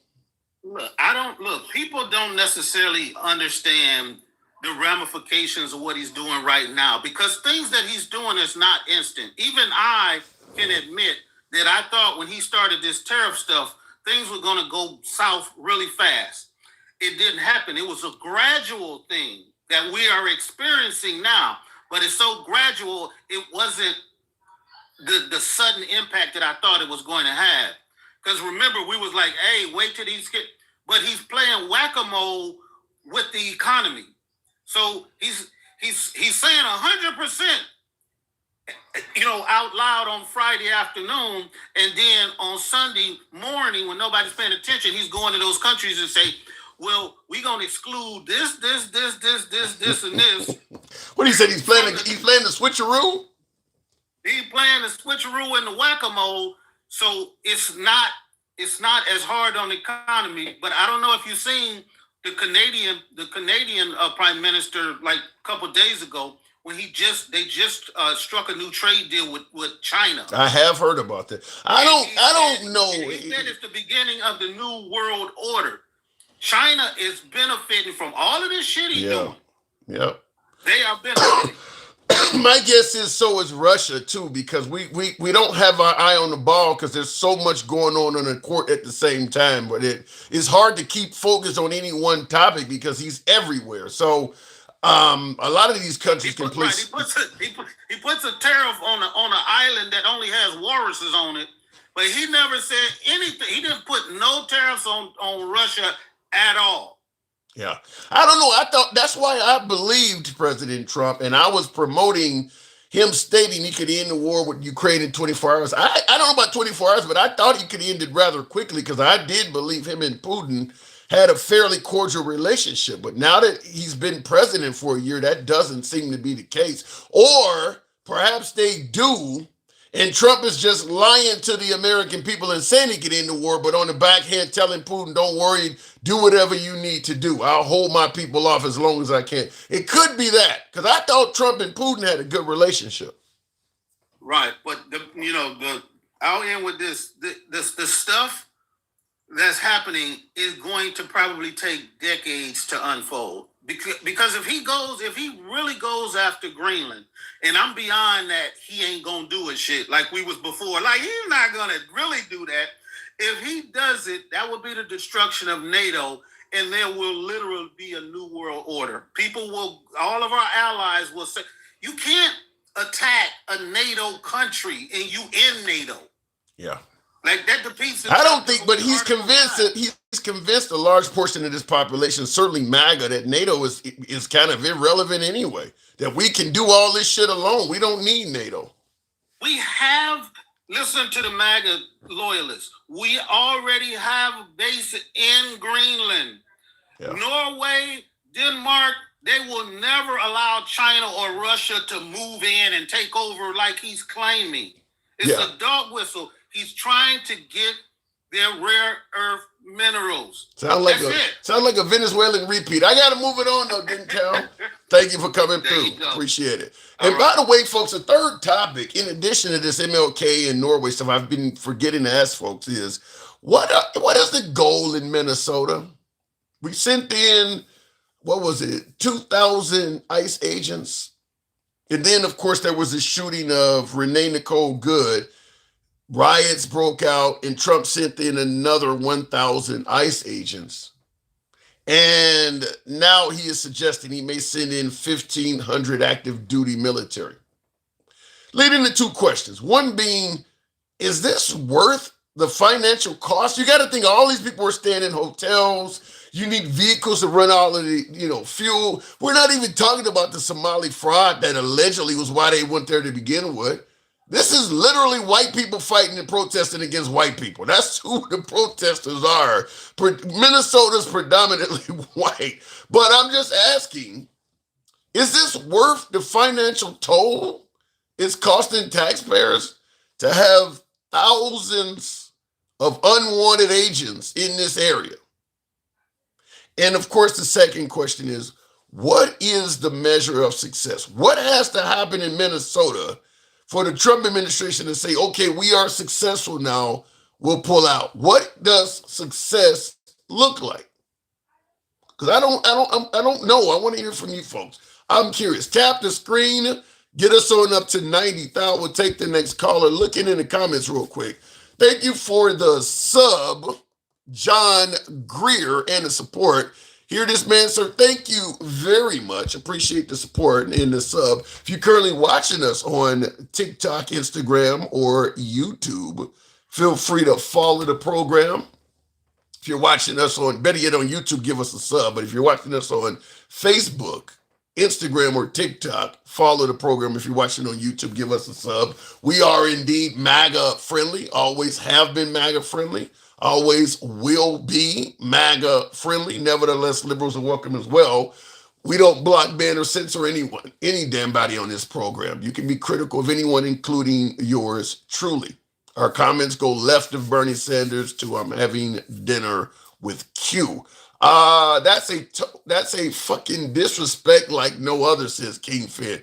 What is the disrespect, King? People have money to buy a house and retire young. Is that what is that the answer to? You do realize 20 million people jumped ahead of line and 7 million who signed up to come here legally. They all need to go home. They screwed the system. I want to point out something before I take the next caller and get us on up to 90,000. We can certainly have that happen if you let your thumbs not be lazy. Tap the screen on TikTok and help your boy out with the TikTok cap goal. A few of you guys have been showing some support, but help your boy out. I want to say this real quick. Many suggest, particularly MAGA, thank you, King Finn, Martin Luther King would be happy. Many suggest, I like that blue one. Many suggest that the only reason Trump is doing all this is because Biden let so many people in the country. I want to submit to you that that's not true, because everybody is suggesting that Obama was doing a good job in terms of securing the border. The deporter in chief, they often called him. Yet after Obama's 8 years, Trump got in and immediately called for a total and complete ban on all Muslims entering the country. And he was immediately chanting, build that wall. Steve Bannon was even collecting money for bricks that would be placed in the wall. The point I'm making is this. Trump was going to be very tough on immigrants coming here, regardless if the border was secure before him or not. Because Obama was significantly better at managing the southern border than Biden was. And he was just as gung-ho about kicking people out and blocking folks from coming here after Obama as he was after Biden. Only difference is his administration, the Supreme Court, and the powers that be were not as favorable to him as they are now. But he was very strong. I mean, think about it. If you get a total and complete ban on all Muslims coming into America, that's 1 billion people. He was doing that after Obama. There was not millions of people that Obama let in, and he still was doing it. He still was talking about building a wall higher. He was still gung-ho on immigration. So the point is, this ain't got nothing to do with Biden. Even though Biden did a terrible job by most people's standards of securing the border, nothing to do with Biden. Trump was going to be tough and anti-immigrant no matter what. Anyway, I'll go back to the box. Civil Rights Act, bad for white people, says President Trump. We'll make it happen with the one and only gangsta grandma. Good evening. Welcome to the pro. Wait a minute. Did I hear straight talk? You're going to be nicer than gangsta grandma, I assume. You want to step down and come back? You didn't mean to hit me. Okay. I'll bring up gangster. We'll get you. All right. No, I didn't mean to hit him. He's right. Sometimes I fat finger things here. We'll make it happen with the one and only gangster grandma. Here we go. I can't stand your big, fluffy looking, no good for nothing ass Uncle Ruckus. God, I can't even get high with your ugly ass, but I have to go off on your fatty, fucking looking ass. You're treating me like I'm DEI. What the hell's going on? You are DEI, my damn books, because Negro. What the hell is wrong with you? You know, I try to be nice with you. Fluffy, I tried to be nice. I tried. I even got high just to be nice. What have I said or done that you have a problem with today? I've been a very done fluffing type guest. No, you've been fluffing. You've been gagging like balls deep gagging. Like, damn, my Negro. What in Samuel? What the hell? What if I show me how to suck some dick? Because you sure went like all the way down. Now I get. By the way, getting off the topic for a second, did you go to that damn the hose over there? They had those snow roaches in that damn. What is that called?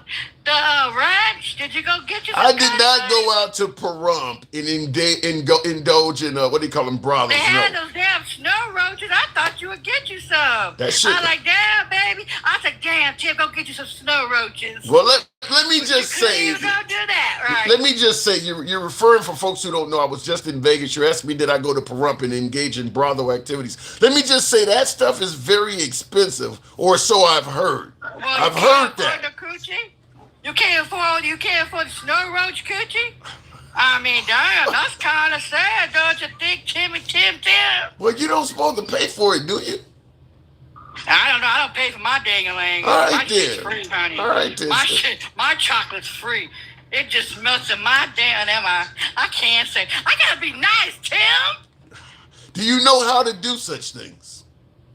I tried it. See, that's why I was eating I had some very flavorful chocolate ice cream that will put you on your ass type of shit. And I was just eating it. And I'm like, damn, I'm getting high as hell. Here comes the fluffer over here saying about, oh, you know what? Oh, well, I did say, speaking of Jen Cal. You know what Jen Cal get on my damn nerves too. Well, I think he's an opportunist. No, Mr. Dead Cow, with your ugly looking ass, he is a racist. Okay. You let him. You both your motherfuckers get on my damn fucking nerves. On God. Okay, so you do believe President Trump is racist? Really? That's what you said. Hell yeah, that motherfucker racist. What are you talking about? What? And I'm going to ask you. Racism. He does every other shit about racism. You know he wants to go in and start World War III because of what? Because that little mofo didn't get the Peace Prize. Oh my God. Give the little white man a cookie. I'll give him a damn cookie with the damn shit on it. I'm going to ask you this, and before I do, Junebug says, Tim has such a great heart to tolerate this for y'all entertainment. I'm going to ask this. What has Trump actually did for you to suggest he's racist? Because he stated he's done more for blacks than anybody since Abraham Lincoln. Just living and breathing, okay? I mean, I honest to God, every day I pray to God that he takes him out. You know what I mean? Like, it'd be wonderful if he takes his ass out, like one more big cheeseburger. You know what I mean? Like, Did I hear you correctly in stating that you pray to God every day that something takes Trump out? Hell yeah. Yeah. That's not very Christian of you. hey, you know what? I ain't a perfect Christian. I'm a freaky Christian, okay? God knows where my heart is. God knows I like sucking and ducking and everything else. But he knows I love me some Jesus, okay? I'm not no Bible thumper. I ain't gonna use the Bible against nobody. I know the Bible inside and out. You feel what I'm saying? But you indicate you're praying for the demise of one of God's. God says when you want to pray to him and you want something from him, you pray, right? So my fat ass, after I get high and stuff, I sit there and I talk to God and I say, God, relieve us from our pressures, relieve us and take the devil back to hell. But you are literally praying for the demise of one of God's children. How is that That's acceptable? not. He's a saint. He's a Semite. What those devil things? Not Semite. What are those things? He's a spawn. Yeah, a spawn. He is a spawn of the Satan. That ain't no godlike. I'm godlike compared to him. I'm just a freak. So how At about least I this? don't go over there and hate on nobody. I love people. I be sucking and fucking. I'm not all like that. Now I'm God's child. Him, he is the spawn of the devil. So how about this? Because Straight Talk Commerce is suggesting that you are the type of person that liberals vote with, indicating that. Oh my God! You know what? Let me tell you something. When I go vote, I vote for other people. I don't vote for my damn self. No, that's not what I'm saying. That's not what he's saying. What he is saying is the liberals are voting with people like you, so it says a lot about the liberals. You know what? But people like me, let me tell you something. I'm a freak, bitch, okay? And shove that up your ass. I got 8 inches, 9 inches. What you want? You want lubricant or non-lube? You feel what I'm saying? What the and fuck? let me tell you something. I mind my own business. I don't care who goes into the damn restroom as long as you don't be looking at me underneath the damn thing. I don't mind people being themselves. I don't mind people what they eat on food stamps. I don't mind shit. I mind my black fucking business. I pay my black fucking bills and I mind my black fucking business. That's what I do. So if people want to vote for that, go ahead. Well, I'm not a racist, no good for nothing, trailer trash asses like your little roaches are, and they're voting for hate. And then put CK right next to Martin Luther King as a disgrace. Drip, drip. That was a pretty strong comment to suggest that Charlie Kirk is the white man's Martin Luther King. But hang on, Yeah, Leo Play says, okay, hang on, hold on. Leo Play says, thanks, Grand, for helping Tim. Appreciate that. Leo Place 29.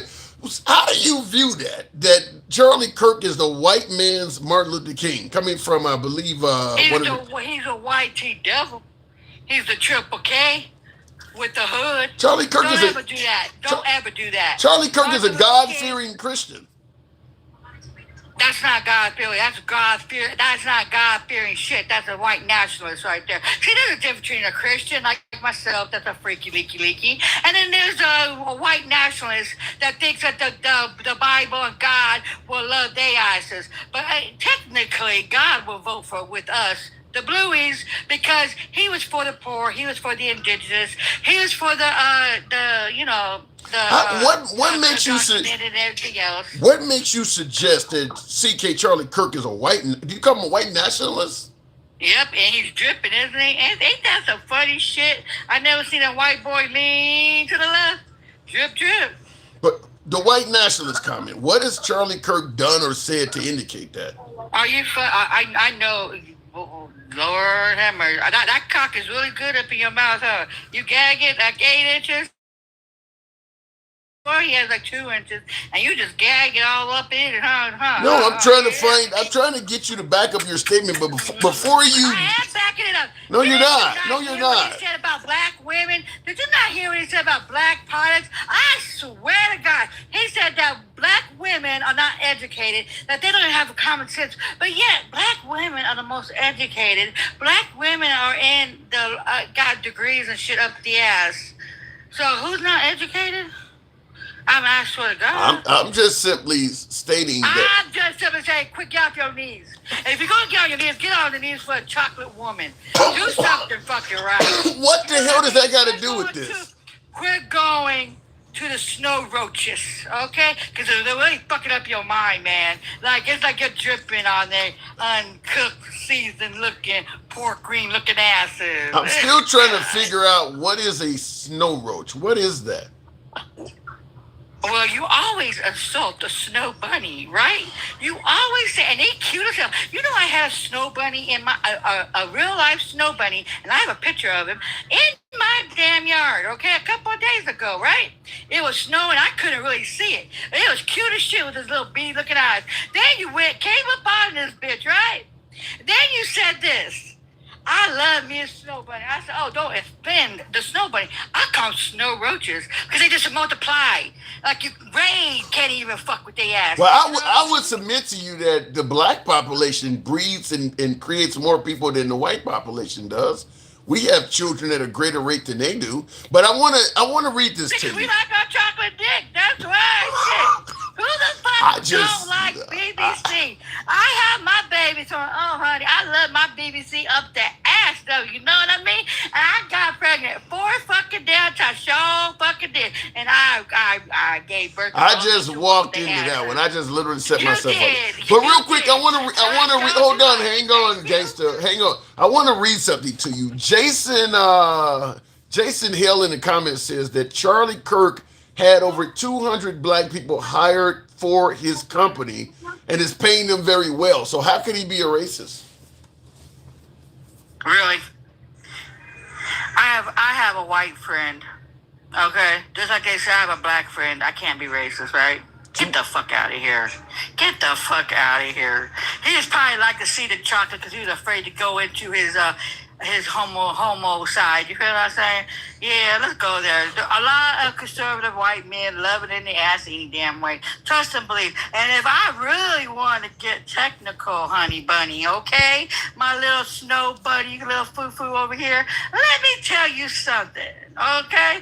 I can spill the beans on a lot of mofo people, and they like it in the ass because they can my DMs be popping. Because they swear up and down I'm still in the pagan situation, but I'm really not. Let me tell you, a lot of conservative white tea mofos like 8 inches, 12 inches, and honey, they like it lube too, honey. Where are you getting this information that you're claiming that white people like? They didn't like that. They didn't like that. They took my guest down. Unfortunately, Gangsta Grandma got thrown off the program. We don't block, ban, or censor. We never do that. Unfortunately, sometimes guest gets a bit passionate or uses a few keywords here and there, and it can't happen. Gangsta Grandma got taken down.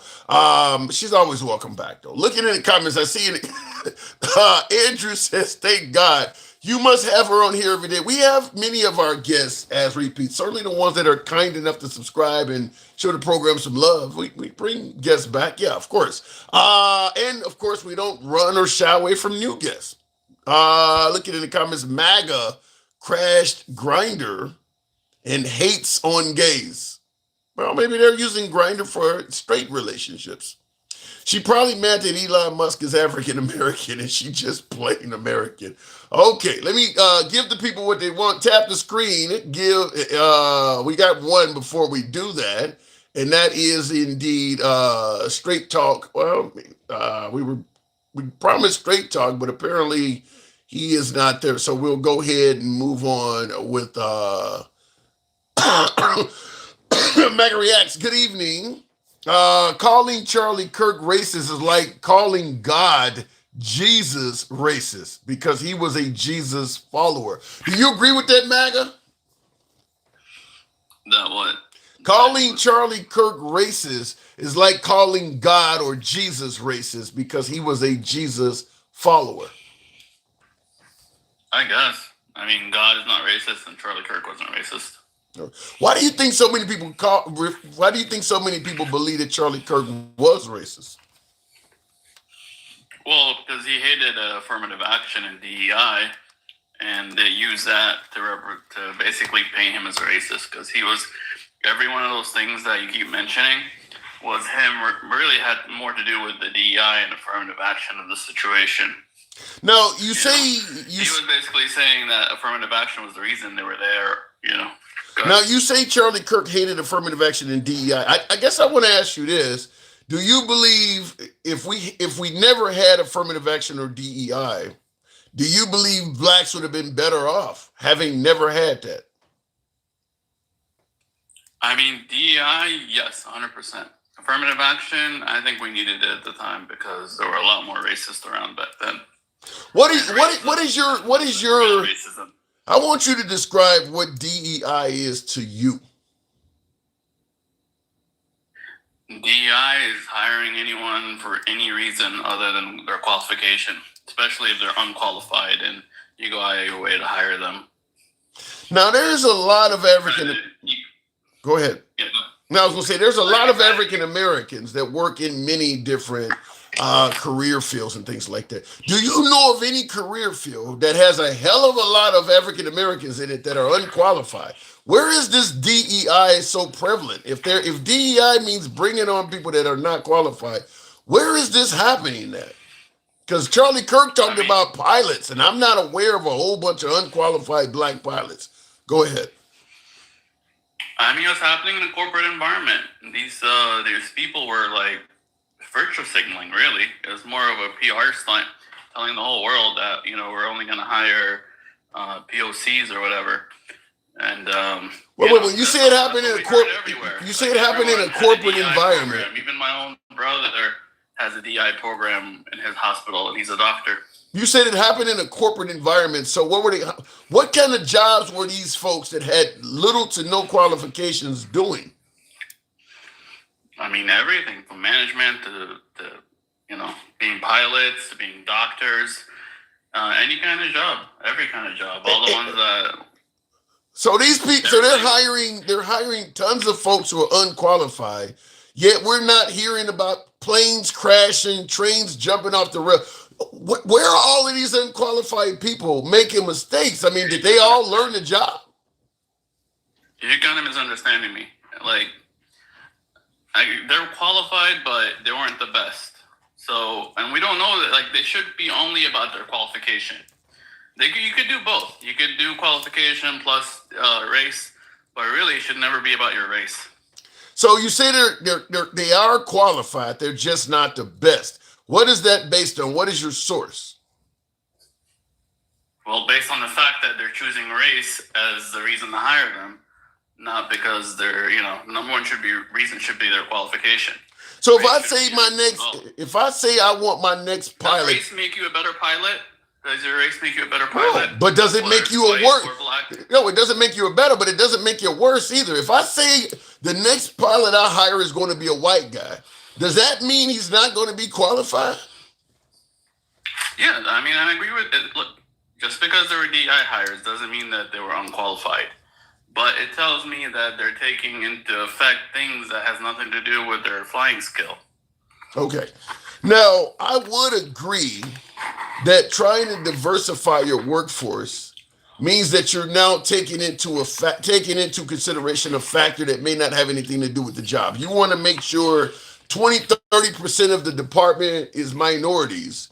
So that doesn't necessarily have anything to do with the job. I get that part. But the part I'm confused on is why are we indicating that the 20-30% that we hire are going to somehow be unqualified? I mean, first of all, diversity is a good thing. You want diversity of thought, of skills, of things that matter. You want one guy that's good at doing job A and one guy that's good at job B. You don't want a bunch of people that are good at job A. Okay. And especially customer relationships, you kind of would want diversity because having different people of different types will help you, take care of different customers of different types because it's customer relationship. So there are fields where it applies. The issue is with these DEI guys, they just limited the pool of people to pick from. So even though they're qualified, you're being reverse racist by telling everybody, the majority of people, that don't even waste your time because we're only going to hire, minorities. But there's no job that did such a thing. When they came up with affirmative action in DEI, they suggested that we want 20% of our force to be minorities, or we want 50% of it. That doesn't mean that nobody white is working there. That means that they now want some representation of other groups because that's all that used to work here is white people. No, I think they took it the dial all the way to the other side, like where it's almost no white people are working there. Give me some industries. Give me some industries where there's nobody white working. I mean, this is anecdotal, and this is just an example. I don't have exact numbers in front of me. But then what's making you say that then?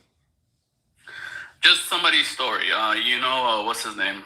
I forgot his name. The guy that used to be on the main show with Jimmy Kimmel. Yeah, you're talking about Adam Carolla. Adam Carolla. Yeah, Adam Carolla tells the story all the time of how he applied to be a firefighter, and they basically told him, "You're not a minority. Don't even fucking try."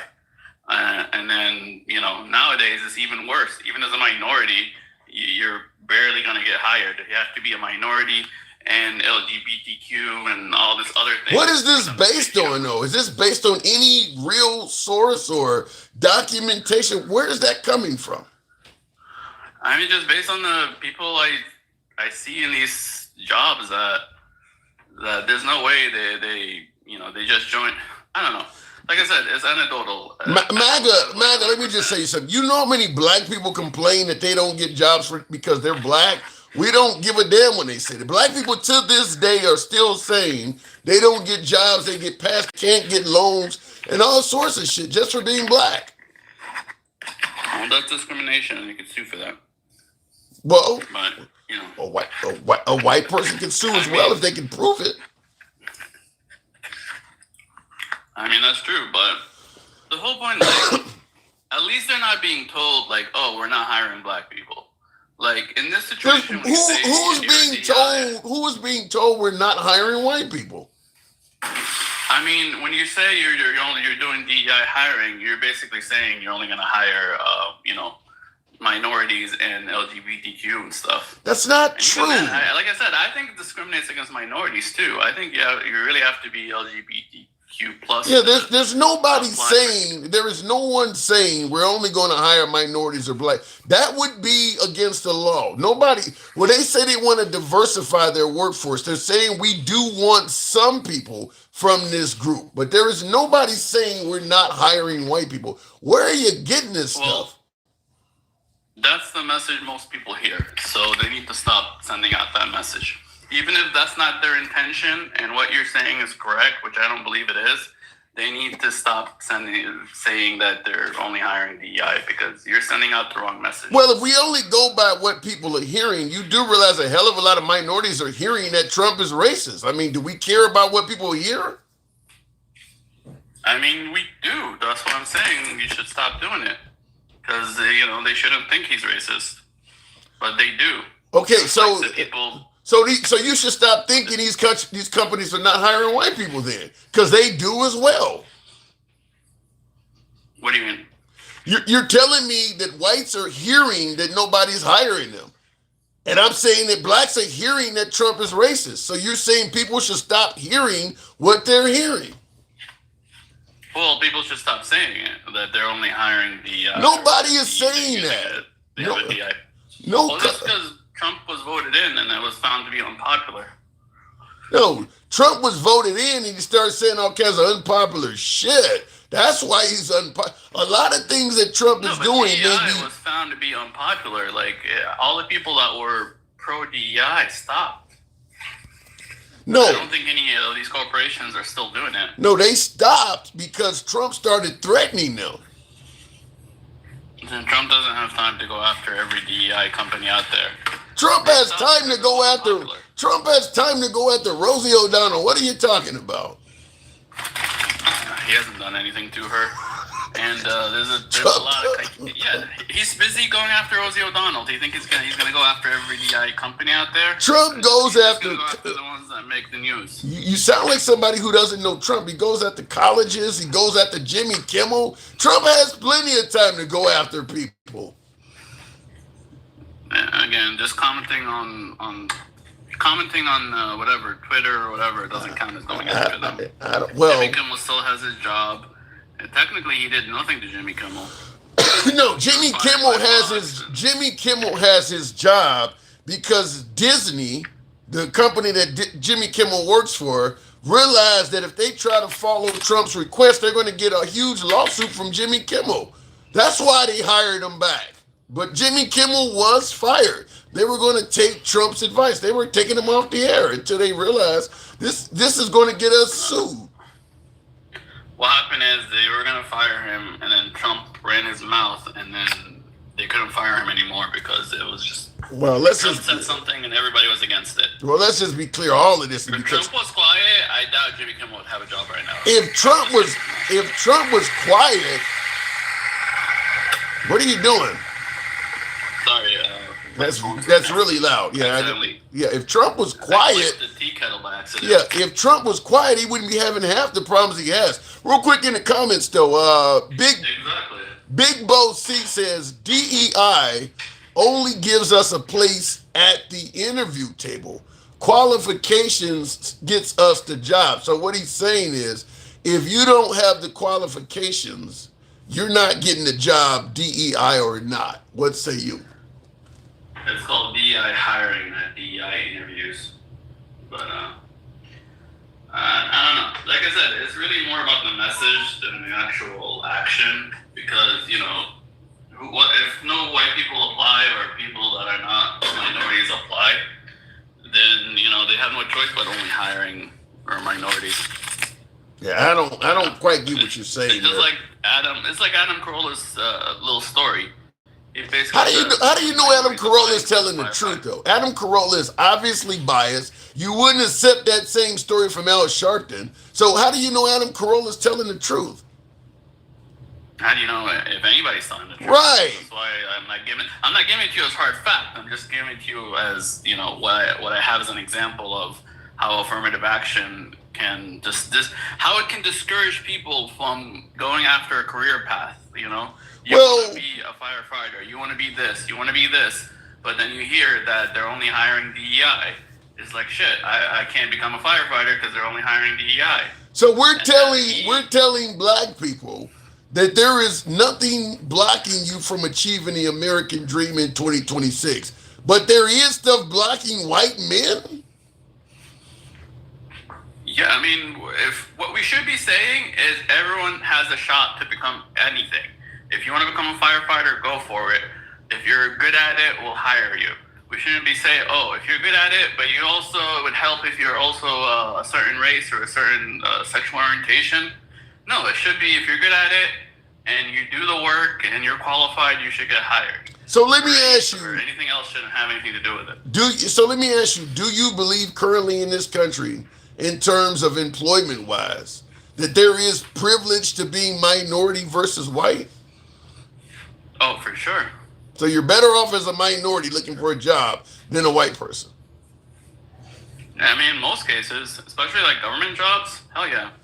But but there are like certain jobs like if someone has a family clinic or like a Korean restaurant and he's hiring all Koreans, is he racist for not hiring a black person at a Korean restaurant?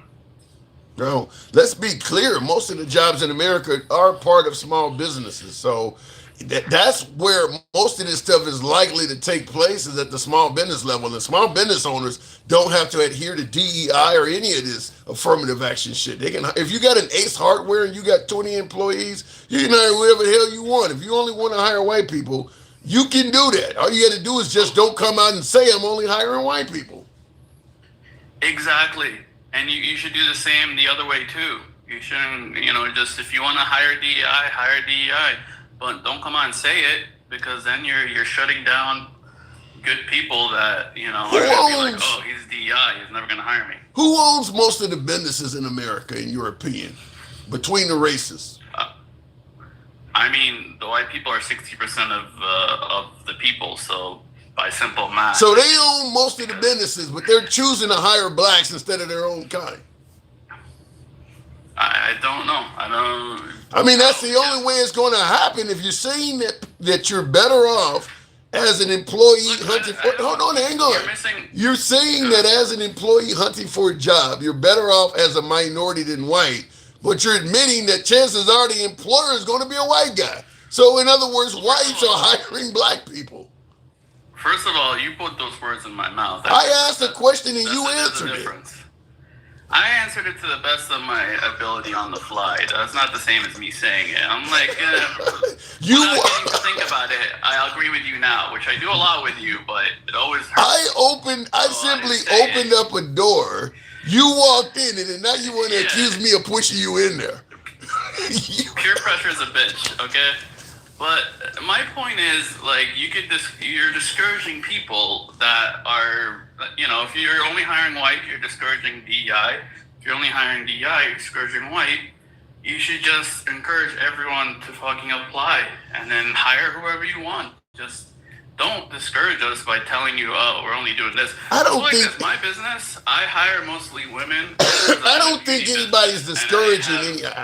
MAGA reacts. I think what you're doing is you're going and following propaganda as reality. Nobody's discouraging you from doing a damn thing. What you're hearing is some folks get like Adam Carolla giving you propaganda, and you're taking that as fact, knowing you wouldn't take the same propaganda from Al Sharpton. That's logic.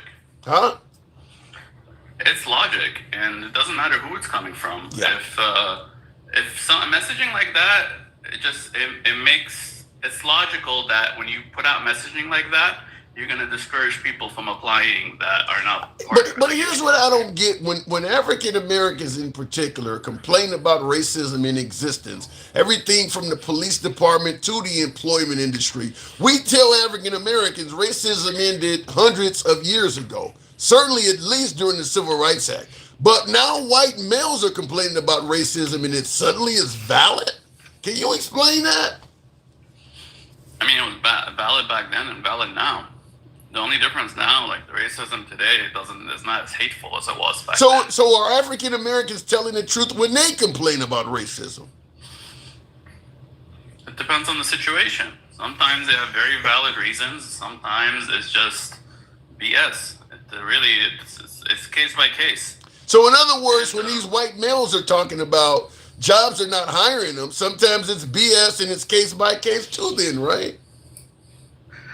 That's true, but you're still out here. Like, we're not out here saying, we're not out here saying that we're going to be racist. You're out here saying that black privilege. You're out here saying that black privilege is an actual fact in the employment world, while telling blacks white privilege doesn't exist.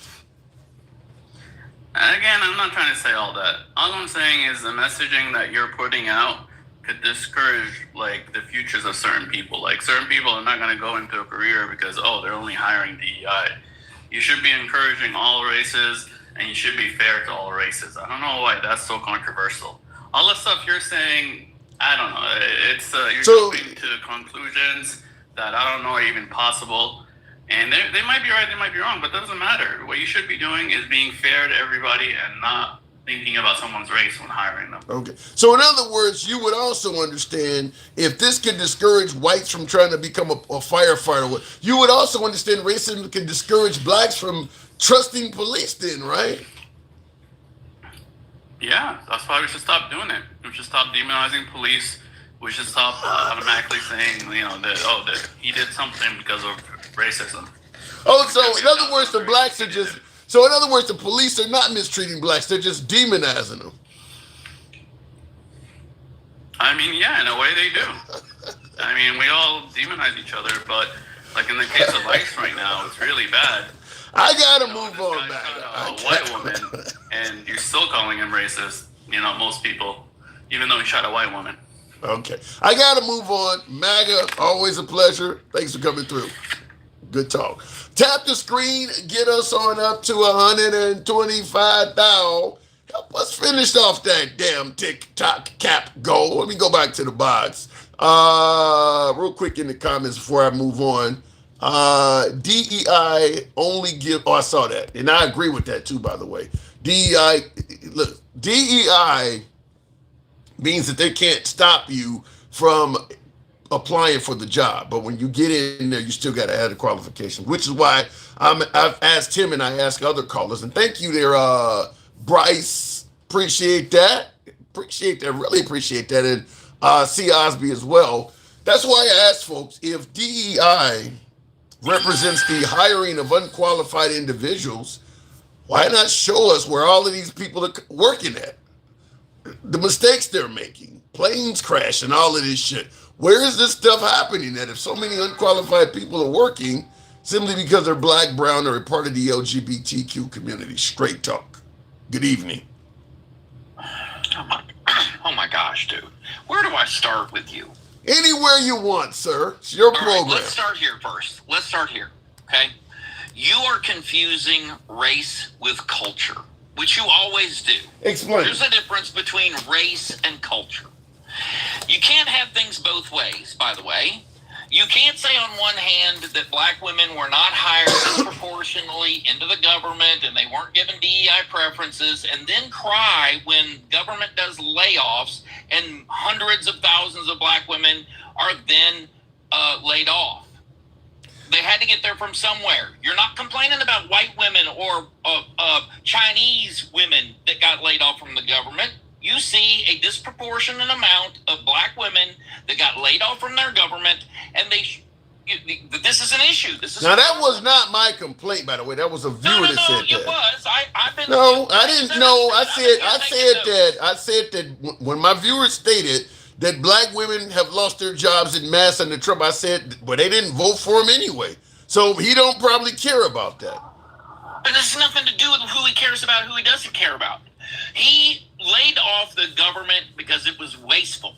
There were a lot of jobs in the government. Those jobs were being wasted, being wasteful. The people that were in those jobs happened to be disproportionately black women. And that proves that DEI programs put black women in those positions, and now they've been laid off. You've proved it. Well, straight talk. I mean, I'm going to tell you right off the bat. I'm not even happy with the proof that the jobs he got rid of were waste, fraud, and abuse. I haven't seen any evidence of that. We'll have that. That's a separate argument, Tim. That is well, it's part of what you just said, though. You said that yeah, you did. You said all of the jobs. You said he came in and he fired a bunch of people. I told you the reason that he did it, buddy. I told you the reason he said. What is the reason he did it? What is the reason he did it? No, what I'm saying to you is he gave the reason that those jobs were wasteful and not needed, and that he was saving money. I didn't say whether he was right or whether he was wrong. So let me ask you this: if he's able to find out that majority of these jobs are being operated by black women, let's just say they're waste, fraud, and abuse. That way we can get rid of this. How do we know that didn't happen? Well, what I'm saying is, I'm not saying that those jobs were wasteful. I'm not saying that the people that were in those jobs weren't doing a good job. They were probably doing what they were asked to be doing. What I am saying to you is, you cannot on one hand say that there were no DEI hires or there was a disproportionate number. It made black unemployment go up by 1.2%. No, and see, I disagree with you because if you want to, I'm trying to explain to you. If I want to fire a bunch of blacks, I'll target certain positions where they work and basically eliminate those positions. No, he eliminated entire departments, Tim. He didn't say, we're only going to fire the black women that were in these positions. That's not what happened. What happened was he took department after department after department, firing those departments. And what did we find? They were predominantly black women in those jobs. That's actually not true. When you say that's what's made up for the government. That's actually not true. In some cases, he said we're going to fire 25-50% of a department, and then it was up to them to pick who. Hold on, and then it's up to them to pick who the 25% are. So there is still a way you can target black women. Let me get this straight. You think your charge is that someone went in, whether it was Doge, whether it was someone at the Department of, say, Justice, and they laid off a bunch of people at the Department of Justice, the Department of Education. So they said, we're only going to lay off the black women that work in this department, in Department of Education. It's a good question. I'm going to say that it is awfully suspicious how. I'll tell you something right now. Hold on, you asked the question. Let me answer the question you asked. But let me interrupt you real quick. You can get an answer. Let me tell you something right now. If that is the case, I will personally light the torch that burns this government down. You'll never be told the truth, though. You wouldn't. In fact, hold on. In fact, no way. I will submit this to you. Even if this was happening in 1950, you wouldn't be told the truth. America, particularly white America, you want to talk about culture, has a lengthy history of either downplaying or refusing to acknowledge the presence of racism. You'll never find out the truth on that. I'm sorry. Go ahead. I'm sorry. That's it. White America does not tell the truth about racism. You have changed. Listen, whether you want to believe this or not, people's race did not change. You cannot change race. Okay. Race is your physical characteristic. Okay. I'm white, you're black, that's our race. But our cultures are very similar. I can tell who you are as a person, and who you are is pretty much how I am too.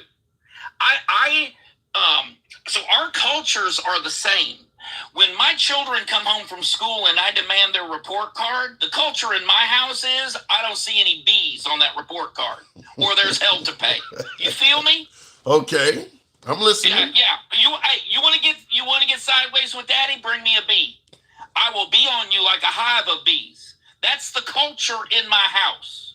Now, when you talk about the Harvard admission scandal, right? If Harvard was going off of who was performing the best and letting them into the university, it would have been a hell of a lot more Asians, because their culture, not their race. Asians are no smarter than anyone of any other race. Asian culture, however, places a very high emphasis on the. Well, I'm going to submit to you. I'm going to submit to you that it's your party that continues to fight against America placing a higher emphasis on education. If it was left up to the liberals, if it was left up to the liberals, everybody who wants to go to college would have a pathway there and not go deep in debt. I disagree with that. And here's why. With the Democratic Party, there is a bigotry of low expectation. To them, it doesn't matter. Everyone should get an education. Bullshit. That's not true. Those that work hard should be getting the education. Those that will make something of themselves should get the education. I don't care what race someone But what if you work hard and have no money? Your party does not even favor giving you a loan to go there. It's not true. That's absolutely not true. And by the way, my children were listen to me. I got 3 girls. Your party is against government programs of all type, including student loans, whether you agree with that or not. Go ahead. We are for spending that money intelligently, not just willy-nilly, everybody gets it. And that's the problem that Democrats have with the Republican Party. You hit it. You actually know what the problem is. The problem is, and here's the thing, no one is gatekeeping you. Tyler Perry would go to all of the studios run by white people, right, and try and get his movie made. And they would all turn him down. But he didn't let it stop him. He found financing and is now a billionaire. And now people come to him. Dave Chappelle, same thing. You know the black exploitation movies back in the 60s. They were financed by black comedians. They didn't go to white people and say, hey, finance this for me. No, Bill Cosby. Why didn't they go to white people? Because they wouldn't do it, Tim. Oh. They so what was it? What was it? DEI only for white movie makers? Yeah, basically you go with what you know. And they said, hey, yeah, we're not taking the chance on blacks going to the movie theater and watching these Shaft and, Foxy Brown. So if they actually had something like affirmative action or DEI back then, there's a lot of movie makers that were black that would probably have been able to make films. Is that what you're telling me? No, what I'm telling you is there were a lot of black filmmakers that made films, but they proved that the system wasn't going to be the one to help them. And that's what I'm saying. If they had DEI or affirmative action back then, the system would have helped them, and it would have been a lot more black movie makers that would have been able to create films. No. You're mistaken, because you can't tell me what to invest my money in. Now, you want to force me to invest my money into something that I don't believe in? That's ridiculous. So you don't believe in... It's the government. If you went to the government and said, let me give you a But perfect wait, but example. before you do that though, I can't tell you what to invest. So if a bank says, I don't really know a lot about black people, so I don't want to give them loans to invest. Are you suggesting that that's Totally okay? different thing. Nope. How? Investments How is it are different? from loans? Because investments are different from loans, and you're not even supposed to be able to have your race on the loan sheet. If you just loan, so we can combat this. If you loan someone money expecting to get interest, that really is an investment. I don't get how you don't see that. A private individual loaning people money, totally different story. But if you're talking about a United FDIC insured bank backed by the government, they absolutely cannot ask you if you are black, Chinese, Hispanic, none of that. When did that start? Straight talk. That wasn't around. I will tell you. Right, that's a good question. 1952, FICO, Fair Isaac. That's exactly why that took place. Thank God. You're talking to someone who's written 7 books on this subject, dude. You ever want to find out about this? I am your Huckleberry. Well, before you do, Me Too says, can this caller let you speak on your own show? Just because you can't control yourself doesn't mean you are correct. We're having a conversation. Go ahead, Straight Talk. What did he say? He said, can you let me speak, damn it, on my own show? Hold on a second. You asked me a question. I'm giving you an answer. Go ahead. I'm listening. We've been doing this for a long time. Y'all need to sit down and just listen, okay? You are so used to the DENCALs. Let me tell you, DENCAL, if you're still here, let me tell you something. We have 35 to 70% tariffs on Russia, all the way up to 500% on countries who are dealing with Russia. So don't talk about tariffs and Russia. You obviously know nothing. All right, where were we? I don't know where to go with that, but keep going. Where were you talking? I'm just telling you. I'm just saying. It makes my head hurt when he opens his mouth about stuff. He has absolutely no idea what he's talking about. I'll tell you why he has a point. When Trump held up the board, telling you all the countries and the tariffs, Russia wasn't on that. Why is that? No. Why? Because we were sanctioning Russia, not tariffing Russia at the time. That's why. If you're going to tariff, sanctions and tariffs. If you're going to tariff the whole world, why would you only sanction this one country and everybody else gets tariffs? You do know that sanctions are way worse than tariffs. If Russia had been on that list, it would have meant that we were easing, that Trump was giving him something. We were sanctioning Russia. We weren't tariffing Russia. We were going one step further. We weren't allowing people to do business with them at all. So what you, because you understand, Straight Talk, we sanctioned a lot of countries like Cuba and Iran and all of them. So none of them were on that list then either, right? That's right. That's right. I'd have to look all of the countries that we do trade with, they experienced tariffs. All of the countries that we were not trading with experienced sanctions. Sanctions are a tougher version of tariffs. Depending on what the sanctions are. I don't know if what you're saying is accurate, that all the countries were sanctioned and none of them were on that list. You got to Google. You can Google shit. I absolutely. So let me. Did you ever, speaking of Googling, did you ever Google Habjala? No. Did you ever take a look? No, because I was on vacation. This is why, Tim, this is why you think Charlie Kirk was some kind of racist, because you refuse to do any research at all about the subject. You did a whole damn video. I watched it, and I sat there chuckling. Like, this man has never heard Charlie Kirk. You've never, to this day, listen. made a whole damn video about Charlie Kirk, and you've never heard the I'm just going to tell you, not only do I find Charlie Kirk's statements intolerant, I look at the crowd that's telling me. Yes, I get it, because you don't know what the man has said. Of course you don't. I don't need to look. His sound bites. Look, I don't look. There's so many, as you call them, sound bites. Where are the good sound bites at? Tell me where those are. Where's the... If you had ever listened to him, you would listen. I could take your show. Give me 3 days of your show. I can cut out parts where you have said things that are so far beyond the pale, TikTok would bury you in the backyard. I'm going to, and I don't doubt you can edit the fuck out of a show and do that, but I will. What you did to no. Here's what I'm saying. all of the folks that are suggesting that people are taking Charlie Kirk out of context, or like you're saying, it's not a racist. Notice they're not presenting a bunch of good clips from him, presenting a bunch of good stuff he's done for African Americans. Buddy, they're full versions of Charlie Kirk. I haven't seen any. Hold on. All I hear is people saying, go look at. Not one person defending Charlie Kirk has put together a montage to show us this shit. Not one person. Watch it.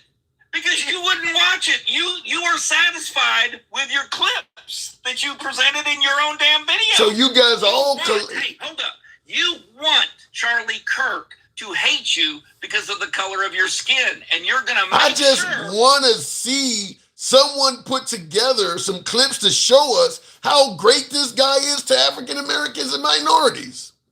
It's not just to African Americans and minorities. It's where are the clips? Listen up, for you, because I care about you, I'm going to do it myself. I'm going to put it together myself. Not that I'm busy or anything running 2 podcasts.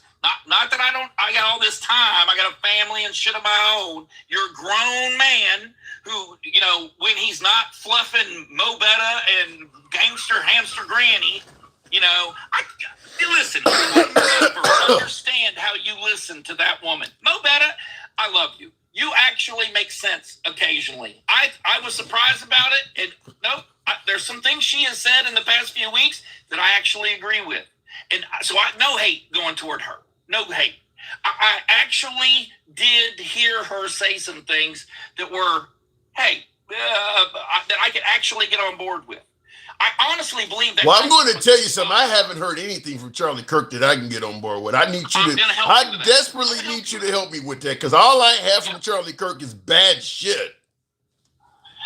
Here's the thing. Let's imagine, and as far as this DEI thing goes, okay, let me prove to you that you do not want DEI hires. And I'm going to do it this way. 1987.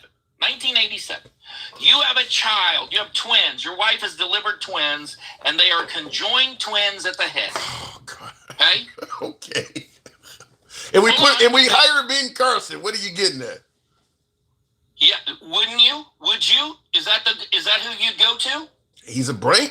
That's something he actually has done. That's one of his claim to fame, is he separated conjoined twins. Not claim to fame. He was the #1 brain surgeon in the world for decades. Okay, so what's your point? That's the only man. That's because, dude, if you can look at Ben Carson and everything he did and decide not to go with Ben Carson to separate your sweet babies, you belong in a level of hell I don't even then I would submit to you that most of America throughout our history belong in a level of hell, because throughout most of Americans' history, they would not let Ben Carson do what he did.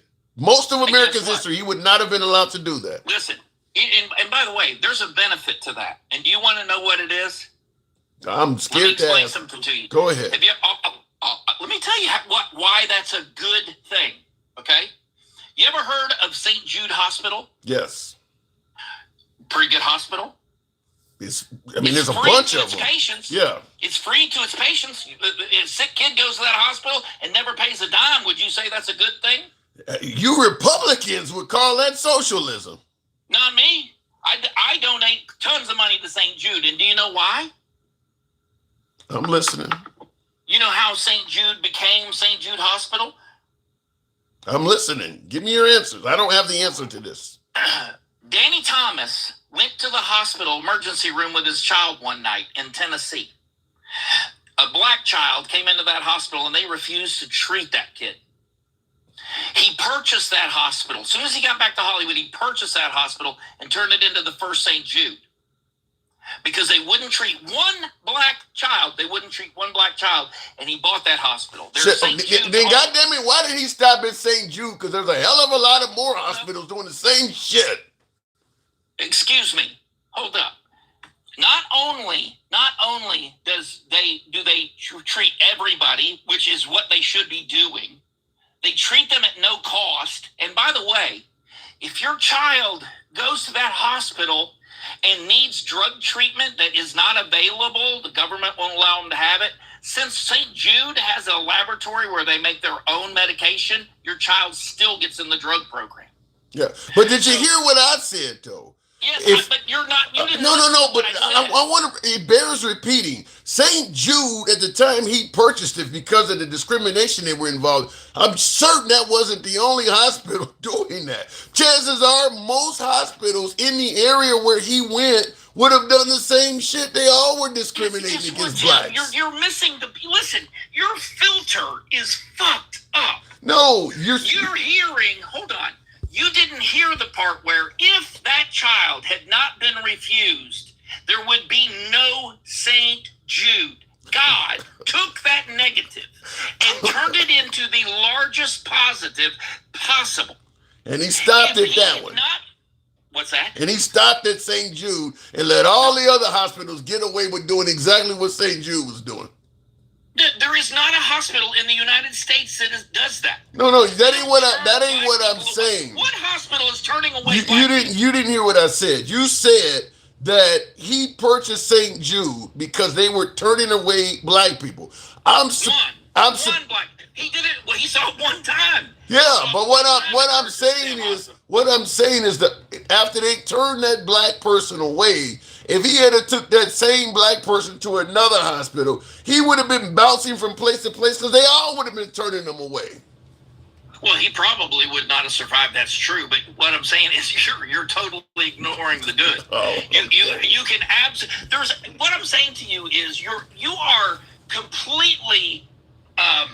You want the world to be racist around you. That's the only explanation. I want what you're saying to be valid, because my comments are full of people that are telling me that how St. Jude was established the way you're giving. They're not seeing any information on that. Yeah, guess what? They are really bad at search. Very, very bad at search. I'll leave it at that. I can't help that you have an audience full of people that really wish they were being gatekept. And the only reason they want that is so people will hand them things and they will never have to work for them. Did you not hear Trump's administration just state that white men are getting discriminated against? Are they being gatekept too? I think that there is some, definitely. Go ahead, I'm listening. No, I don't think you are. I'm going to let you have your little lesson bit, and then I'm going to explain to you. Hurry up. We're pushed for time. I'll give you the last word. Oh, you mean you put me through all of those people, and you're now pressed for time? You got the full complement of time. I got other guests. We gave you the full compliment. But go ahead, last word on you. That's fine. Look, you asked me, there are people out there that are not hiring people because they are white. I will only say this. I worked for a Chinese company, a teeth whitening company. And while I was in surgery having a colonoscopy, my manager, who was Chinese, whole company was Chinese, the one white dude, that was me. I'm off to a medical appointment. When I woke up, he had destroyed a website making $8,000 to $10,000 per day by doing something I expressly asked him not to do, told him, warned him against doing. When I got back to work the same day, freaking camera just removed from my ass, I go back to work and I got fired. And you know what the excuse was? You know why they fired me? Why? Because I was white and he was Chinese. If they fired him, no one would hire him again. If they fired me, I would have a job in 15 minutes. It actually took me 35, but they were true. It took me 35 minutes to go over to another location that had been offering me a job for a long time. Now, do I think that people get fired because of their race? Yes, I do. 100%. Is it because that they're white or black or Hispanic? Yes.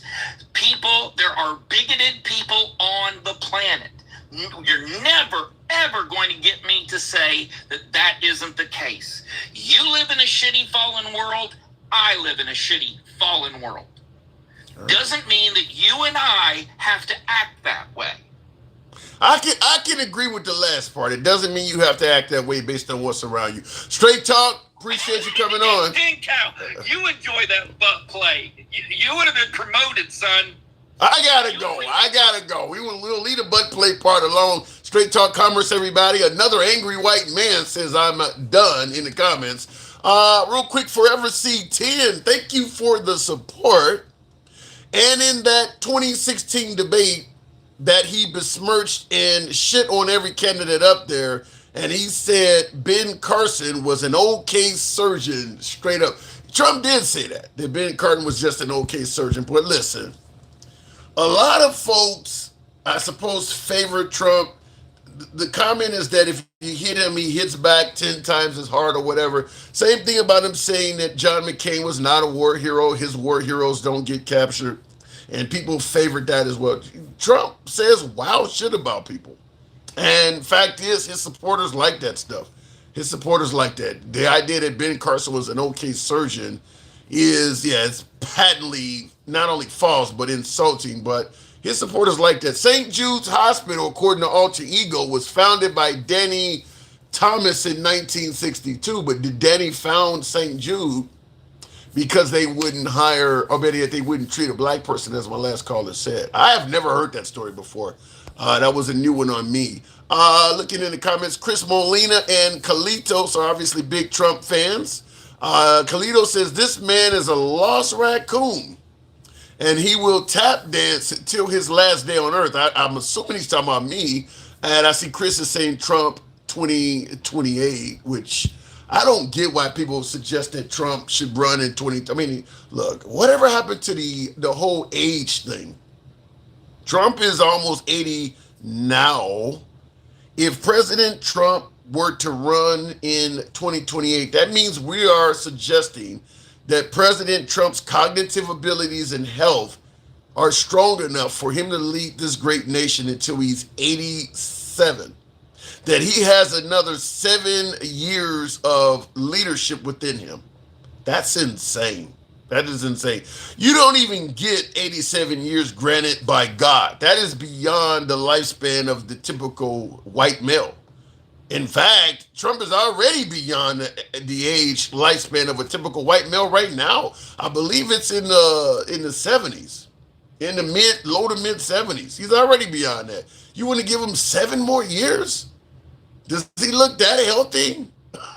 Anyway, let me go back to the box. And I'm not even questioning how he's governing. We can have a whole debate on whether or not he's doing a good job as president, but just suggesting he's going to be viable for 7 more years is insane.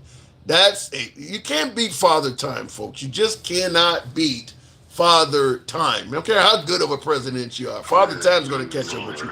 Mike, good evening. Good Lord. Listen, man. First of all, how are you going to have the audacity to actually speak on your own goddamn live with your black uppity ass? You want to control your live and then talk while I get this is crazy. Listen, if you're going to have those two back to back, you got to give the next person time to rebut. All the fucking liberals I have on this program, I get too MAGA, you're bitching? No. I know, I'm not saying that they should be here. I'm just saying make sure you give us time to rebut all the bullshit that that him and MAGA just said. It was some bullshit. We gotta be fair. I don't give MAGA all the time to rebut to things that they. All the time you want. MAGA thinks that there's tons of liberal bullshit on the program. I mean, listen, I believe in letting the guests speak. We just in fact, it's not common to get back-to-back MAGA on the program. So I'm happy to get MAGA coming through. Okay, so let's be clear. He told you that he's written 7 dumbass books. And he said that race and ethnicity was not on loan applications. Isn't that what he said? Yeah, he did say that. Okay. A simple Google search will tell you it's required. It's required that your race and ethnicity, and you know why? So they can track discrimination cases. That's why it's required. And it's been there since the early 70s. He came up here and said that shit. You can just Google what I said right now. He just came up here and said that emphatically and referenced these 7 books that he's written because he's the arbiter of all this shit, and he was wrong on the first fact he stood on. Well, I'll just say this, and I've taken out plenty of loans as a former landlord. I don't. I'm assuming I put it down because I found out that Fifth Third Bank was, I was part of a class action suit because they were giving me a higher mortgage interest rate simply because I was black. But I don't even remember putting that down. I believe you're right though. I do believe it was there because they knew I was black. So I do believe Yes. you're right. And if they didn't know you, and think about this, which would be even more nefarious, if they didn't get it from there, where'd they get it from? Well, you can get it from a host of reasons. You can get it from where you live at. Usually can tell a lot about you. I mean, there's your name. I mean, there's all kinds of ways you can denote if a person's black or white or whatever they are. Just simply, if they don't tell you they're black or white, you can find out what school did you go to. All kinds of shit that will lead you in the right direction. No, I understand that, but I'm talking about from a loan application. Do you think they're at the loan application going, Tim, so let's go on his Facebook. Let's see. They use information that's on the application and it's required by law. That's all I'm saying. It's required by law. That's number one. Number two, Dave Thomas did not buy St. Jude's because of that. He was inspired because he did see inequality with healthcare. But you know why he did it? I had never heard this story to begin with, so go ahead. I'm gonna tell you, Danny Thomas, he was struggling financially because he was an entertainer, right? Okay. He was an actor, entertainer. He was struggling financially, and he prayed to St. Jude. That if he was able to fix his financial situation and financial struggles, he would build the shrine, or he vowed to do things from this biblical stance, and he did. Now he did, and Danny Thomas did some good things. But for him to say he walked in and he saw that a black person got refused, and he said, "God damn it, this is an outrage, and I'm gonna buy this bitch," is bullshit. I've never heard that story before, so I couldn't validate it or invalidate it. I've never heard nobody say that before. It's just crazy. By the way, alter ego, he named Wendy's after his daughter. Wendy's. Oh, that's that guy. That's Dave Thomas. Yes, he named Wendy's after his daughter. So anyway, Tim, facts matter. Facts matter. Yeah, I agree with that. So all I'm saying is, well, Straight Talk in the comments is saying it's a different guy than that Dave Thomas, or that Dave. He said it's a different guy. Danny Thomas was with St. Jude's Hospital. I don't know what he's talking about. Okay. But anyway,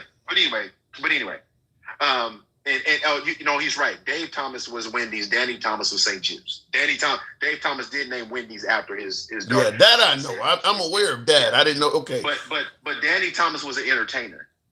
Okay. So what about the notion that African Americans and minorities in particular have an advantage, privilege when it comes to looking for a job? Yeah, I mean, again, Tim, everything that he says doesn't even match the policies and the procedures and the laws we have in this country, right? Because think about this, Tim. Before civil rights, I told you this before. Every amendment in the Constitution was written for who? Everybody but us, white men, particularly white men, not even white women, just white men. Just white men. The Constitution was written for white men. And in the beginning, it was only written for white men of prominence, like property owners. Exactly. So every like the civil rights law, if discrimination was a thing before then, how come it wasn't written before then and for white men? None of these laws, none of these protections were written for white men. It was written to protect everyone else from white men. Yeah. All of them. Every single one of them was written to protect everyone else from white men. Period. So what about President Trump suggesting that the Civil Rights Act has been harmful to white men? That's the mediocrity, Tim. What do you mean? Because here's the thing. Because I told you, it's a net zero sum gain for them. It's to say black people are now getting something. They look at it as being taken from them, and they'd rather blow it all the fuck up before they allow that. I hear that all the time, such as student loans were available and healthcare was available until it became available to blacks, and as opposed to giving it to blacks, they'd rather blow it up even for whites too. I hear that a lot. I read you the analogy from Kevin Roberts' book, and it said exactly that. Did it or did it not? Yeah, I do remember. Yeah. And it's funny that Straight Talks used that analogy when you were talking about the black women that lost their jobs. If this find out to be true, I'll burn this down myself. Well, I got news for you, Straight Talk. Kevin Roberts and them have already started. They beat you to it. Because the idea is, listen, this country was never designed for everybody. We just need to be honest. The entire system wasn't designed for everybody. But what about the notion that even though it was not designed for everybody, we are a country that has evolved to get past our awful past and make it more friendly to everybody? Okay, so I'll answer. I'm going to answer you this way. I want you to take the Constitution and let's apply the Constitution to just water. To water. H2O. To just water. H2O. The Constitution was written for white men to have water. Just white men to have water. What do you mean by that? Just hear me out. Hear me out. I'm going to use this analogy. This is how stupid this whole thing is. Because racism is just as critical as you needing water. Racism in this country has been just as detrimental to the fact that you need water to survive. Why do I say that? Because we've had to fight just for civil rights. It's equivalent to us to survive. This country didn't want us to survive and prosper, Tim, and they never did. Yeah. It's like hoarding water. It's like, and now giving us a little water all of a sudden makes it unfair to white men because they don't have all the water, because they don't have all the control, because they don't have all the prosperity. Like anybody getting a little something is a bridge and a line too far for them. Yeah, but that's not what they're suggesting. Is that we've given so much to African Americans that now it's unfair to white men. I know what they're suggesting. I know what they're suggesting, Tim, and I'll use the same analogy. We've given you too much water because we gave you a couple thimbles of water because every stat doesn't say that we're abundant in anything. Am I right? I hear what you. So I guess what I would ask you is, do you believe that this country is still, as we speak right now, while white men are complaining, do you think this country is still favorable to white men? Say that one more time. I'm sorry. Do you believe that in 2026, America is still more favorable to white men?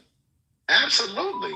Absolutely. And matter of fact, they're proving it by pushing back on the very little that minorities have gotten. Think about what I just said. They're pushing back on DEI. They're pushing back on diversity. They're pushing back on equity. They're pushing back on inclusion. They're pushing back on accessibility. And they don't care that it's going to hurt other marginalized people as long as it's taken away from us. Well, some are pushing back, like Gen Z in the comments is pushing back, stating that whites are being oppressed. Yeah. Again, a mediocre person would say that. That's a very weak, listen, the entire system was built for white men. And now because we're talking about equity and inclusion, all of a sudden they're being oppressed. Man, get the fuck out. That's some of the weakest. But you know what? Their beloved leader, I told you this other day and he doubled down on it. He took something that he didn't earn in the Nobel Peace Prize, right? Yeah. He physically took it. Well, he didn't take it. She gave it to him. But I'm saying, but he received it. Okay, what's wrong with that? What's wrong with that? Who received the trophy that they didn't earn? He's been begging for it. You're telling me if Tom Brady gave you a Super Bowl ring, you wouldn't take it? I'm not a Super Bowl champion quarterback. So you wouldn't take the ring? No, hold on. I'm about to tell you. If he gave it to me, he would be giving me a gift, but it wouldn't say that I'm a champion. Well, her Nobel Peace Prize, she believes that he should have received it. Okay, I mean, does she not have the right to say that? So are you saying she can say whatever she wants, but in your analogy, you mean Tom Brady would be giving me this ring saying no, yeah, that's a bad. Yeah, I made a bad analogy when you pointed out that way. Yeah, he's gonna say you're the true Super Bowl champion who never played, never threw a pass, never. And now listen, he's so upset.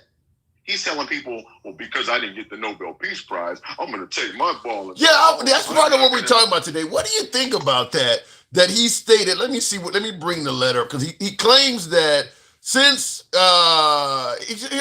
considering your country decided not to give me the Nobel Peace Prize for having stopped 8 wars plus, I no longer feel an obligation to think purely of peace, although it will always be predominant. But now I can think about what's good and proper for the United States of America. And then he goes on to say Denmark cannot protect that land from Russia or China. And why do they have a right of ownership anyway? There are no written documents. It's only that a boat landed there hundreds of years ago, but we have boats landing there also. I have done more for NATO than any other person since its founding, and now NATO should do something for the United States. What is he getting at? That is the biggest crock of bitch pussy shit I've ever heard. And this is our president. Since you didn't give me the thing, I'm going to take my ball and go home because I should have had. Tim, listen, this is. Oh, and by the way, man didn't mention Dr. Martin Luther King Jr.'s birthday today once. He's the first president. He's the first president since it's been a federal law to not acknowledge his birthday. Did you know that? No, I did not know that. I know he don't like Juneteenth. He made it clear he don't like Juneteenth as well. He doesn't. Look, the guy don't like black holidays. I guess we're looking at. But then everybody, but this is the same man that said he's done the most. But he's showing us you can't get in free. Like today, you had to, if you want to go to a national park today, which is normally free, you would have to pay to get in today because he changed it. So what do you think he's doing what do you think he's saying by doing this stuff? These are the dog whistles that he wants to all of these races, Tim. It's not even, listen. It's not hidden anymore. Anybody that's ignoring it is willfully ignoring it. I don't care what. Well, I'll tell you something. You're someone that often speaks very similarly to you, Cal. I had him on earlier, and I asked him flat out, do you believe President Trump is a racist? And he wasn't so sure. Well, but that's fine. And here's the thing. And maybe I'm just a lot more aggressive. He's 100% a fucking racist. And at this point, if people still support him and obfuscate all of this stuff, as the days go by, the people that still support him continue to confirm my initial feelings about him. They're all racist. But what about this? Because Gen X is a supporter of Trump, and he's pushing back though. He says bullshit. We recognize MLK. He says we recognize MLK Day. He said I went out of my way to grab some KFC. So he bought some fried chicken in honor of MLK. Yeah. And again, like I said, and there's a lot of Gen X's on this app. They're all racist. They're all racist, Tim. So you believe Gen X is racist too? I told you that. I told it. Gen X will tell you in the comments. I tell this to Gen X face every time he's on the live with me. He's a racist. He's 100% a racist. Wow. You know, and he'll live and die. He'll live and die by it, and that's fine. That's his choice. If that's the bigot and racist he wants to be. I have a white friend, and Keith Haring told that joke and all that bullshit. Man, I don't listen. They're not fooling anybody but those that want to be fooled or those that are in the cult so far that they can't see straight, and that's cool. Do you have the same mindset? You go with the notion. Gangsta Grandma once stated that anyone that still supports Trump at this point is a racist. Do you believe that? I feel that strongly. You're a racist or bigoted. What about you just want America to have a secure border, or you want to be respected worldwide? Does it have to be racism to support Trump? Yeah, but two things can be true. You can still want all those things, but not want a racist to try to do it for you. Because let's be clear, there's nothing that he's done that's really showing us those results. He's literally attacking people that don't agree with him. He's literally, Tim, today's Martin Luther King's birthday, and the man didn't say anything. That don't look good. That does not look good. I don't have any, because the guy claims that he's done more for blacks than anybody since Abraham Lincoln and stuff like that. But he is attacking black holidays. At the very least, that does not look good. Listen, at the end of the day, there's nothing. You just add that to the list, to the pile of things that he's done or said that are detrimental or derogatory to minorities. Just put it on the list. Put it on the thing. There is dozens and dozens of things that he said or done going back to his history and his father and the family that have been racist, but they tend to ignore it all. They ignore the fact that he's touched women. They ignore the fact that he's involved with these children. They ignore all these things just to say they love Trump. Now, who in their right mind would do that about someone in their life? Let me say this real quick. I was on a live the other night talking to a guy, and everything on Trump's resume, he would not accept in his own personal life. He said he would, if his wife or kid came and told him the same thing these victims have reported Trump did, he would believe them full. He would believe his wife and kids full stop. And I said, well, what? And he asked me. I said, 100%. I said, so how can you be so adamant about defending this man when he has a history of allegations that stretch back longer than? I'll answer that simply put by saying that President Trump has convinced, maybe through showing folks, maybe through some liberal failures or whatever the case may be with the Russian impeachment and things like. Trump has been able to convince folks that most of the negative stuff said about him is not true.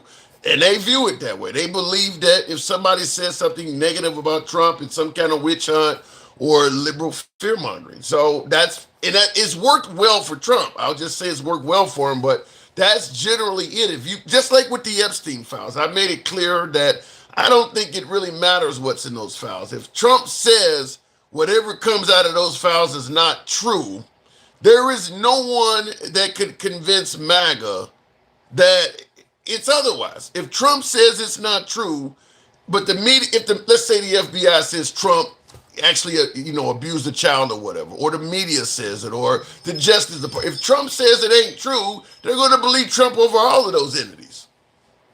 And that tells you the cognitive dissonance and cultish behavior of these people. I mean, to not believe anybody. It was crazy, especially when Pam Bondi already said he was in the files. Especially when he dispersed thousands of FBI agents to redact files. Do you know, as of Friday, Tim, they have 200 attorneys in the Department of Justice. I forgot the name of the division. And a few of them, or several of them, are supposed to be working on the Maduro case, but they're redacting files. Did you see that? They're redacting Maduro files? No, they're redacting. Oh, you mean they moved them over to Epstein? They haven't even started on the prosecution of the trial because they're too busy redacting these files. You can look that up. Yeah. Well, let's be clear. It's obvious at this point that Trump does not want the full scope of what's in the Epstein files to come out. I think that is beyond obvious. Why? Well, I'll give you two sides of it. I'll give you two sides of it. When you ask why doesn't he want it to come out, the MAGA side would suggest that there are innocent individuals that might be harmed if the files in their entirety comes out. That's one way of probably defending Trump and saying that maybe other people in there that don't deserve to be painted in such a bad light or whatever. So Trump is trying to do right by good friends and associates. How do I feel about it? Look, he looks guilty as fuck, period. Now we can argue, well, why didn't Biden release it or whatever the case may be or whatever, but Trump started out from day one yelling out, stop talking about Epstein. He has been secretive about this shit from day one. And now with all of the redactions and stuff going on, there's no way I'm going to pretend like somebody would be that secretive about something and they're not hiding something. So my honest opinion is he is in the files. And the files indicate he did something really bad, and he just would rather we not know about it. No, and I agree with you 100%. So I'm going to ask you a question, and you can ask me the same question if you like. If you were accused right now, by somebody of touching them when they were young, are there any levels that you wouldn't go to prove your innocence if you were innocent? I would try my best to prove my innocence. What would stop you from doing that? I can't imagine. The only thing that would stop you if you're adamant about truly doing that at all costs is if you just ran out of resources to do it. Yeah, something like that. That would be the only thing to stop you, right? Yeah. It wouldn't be time. It would just be resources, right? Yeah. If you ask me that, I would tell you the same thing. So if you're innocent, as narcissistic as Trump is, he has every resource at his disposal. Just the way he's deployed them to redact, he could have deployed them to release. Yeah. You get no argument from me. You get no. But I want to add this. And then you can say, I want to add this. He has gone after Venezuela with no evidence. He's boom booming unalive people and shown no evidence. They've deported people that shouldn't have been deported. They have lied to us. They are doing all of these things with no evidence. They have millions of documents, over 5 terabytes of data, and you're spending our money to redact it because you're innocent. Now, these are the same people that are begging or telling us from the debate all about Biden. Oh, he's got dementia and he can't walk and he's drooling on himself and he peed out his ass and you guys saw it. They can tell us all of that stuff, but they can't accept what's right in front of them when it comes to Trump. That's how far gone these motherfuckers are, Tim. That's how far gone. I don't have a pushback for that. I got to move it on, Mike, but I don't have a counter argument for that because, yeah, I don't believe if Clinton or Biden or Obama, anybody else, was treating the Epstein files the same way Trump is, that MAGA would not be saying that that person appears to be guilty as fuck. I don't understand it, other than they're just blindly protecting the guy. Mike, thanks for coming through. Lastly, real quick. For Greenland, real quick, Greenland. I told you this before, I'm going to say it again. And this is to straight talk or straight dumb, whatever it was. He came up on here and said that remember he talked about their weapons ain't shit? Yeah. That we would crush them without losing any job. Remember all that? No boots on. If we're so powerful, why are we worried about them? Great if point. We're so powerful, why are we worried about them with Greenland? Because basically we should better pick up the phone and say, don't do nothing stupid. We already got a military base there. Why do we need more if they're so weak and we're so strong? The resources. Gotta go. Thank you. All right, appreciate it. And I agree with him. We did have straight talk up here saying that we could easily dispatch China and Russia and the might of the U.S. military. And Mike makes a good point. If we're that mighty, then why do you need to acquire Greenland to allegedly stop China or Russia? I don't have any. And by the way, both Greenland, not only both, I would say Greenland, Denmark, and the whole of NATO, they're all saying that Trump's claim that China or Russia is looking to acquire Greenland or mess with Greenland, they're all saying that's not true. They're all saying that America is a bigger threat to Greenland than Russia or China ever were. So this could be something that Trump is just making up. I'll leave it at that. I know a lot of my beloved MAGA does not want to hear that or simply put is not going to believe that. But look, we covered the Venezuelan boats being blown up in detail on this show many times over. To this day, Trump hasn't proven that. He hasn't proven that those boats were carrying drugs or any. I mean, Trump said, look, fact is, and I'm not saying he's lying. I'm saying that Trump says a lot of stuff and it comes with no proof. They're eating cats and dogs in Springfield. That was never proven. I mean, he says a lot of stuff. I mean, remember when he got arrested down in Georgia and he gave his mugshot parameters, how much he weighed and how... That wasn't true. I mean, he said that insane asylums and prisons south of the border are being emptied and they're sending the people here. Have you seen any evidence of that? Most of the immigrants coming from Mexico are rapists and murderers. Where's the evidence? So when Trump says this stuff, there is a certain segment of us that just take it as fact. I'm not dispelling it as false, but what I am going to go on record and say, there's no proof. He says a lot of stuff that comes with no proof. We could go deep in detail about many things he said about the 2020 election in regards to how Democrats were cheating in various ways. Most of that stuff came with no proof. So that's a problem. When someone throws out really wild, strong statements about other groups of people, other countries and things like that, but doesn't have to prove it. Because they are saying that Russia and China is not that big of a threat to Greenland. The people of Greenland are saying it. The people of Denmark are saying it. That Trump is making something up. So who knows? Looking in the comments here quick. I think we shouldn't allow anyone to run for any office after they are over 60 years old. I don't know about 60. I think you could do it because you're not even a senior citizen at 60. You can still fly a commercial airliner, I think, until you're what, 65 or something like that. 60 is a bit young because we vote for folks that we feel may relate to us. The biggest voting bloc are senior citizens. They're the most reliable to show up to vote, is the folks that are in that age category.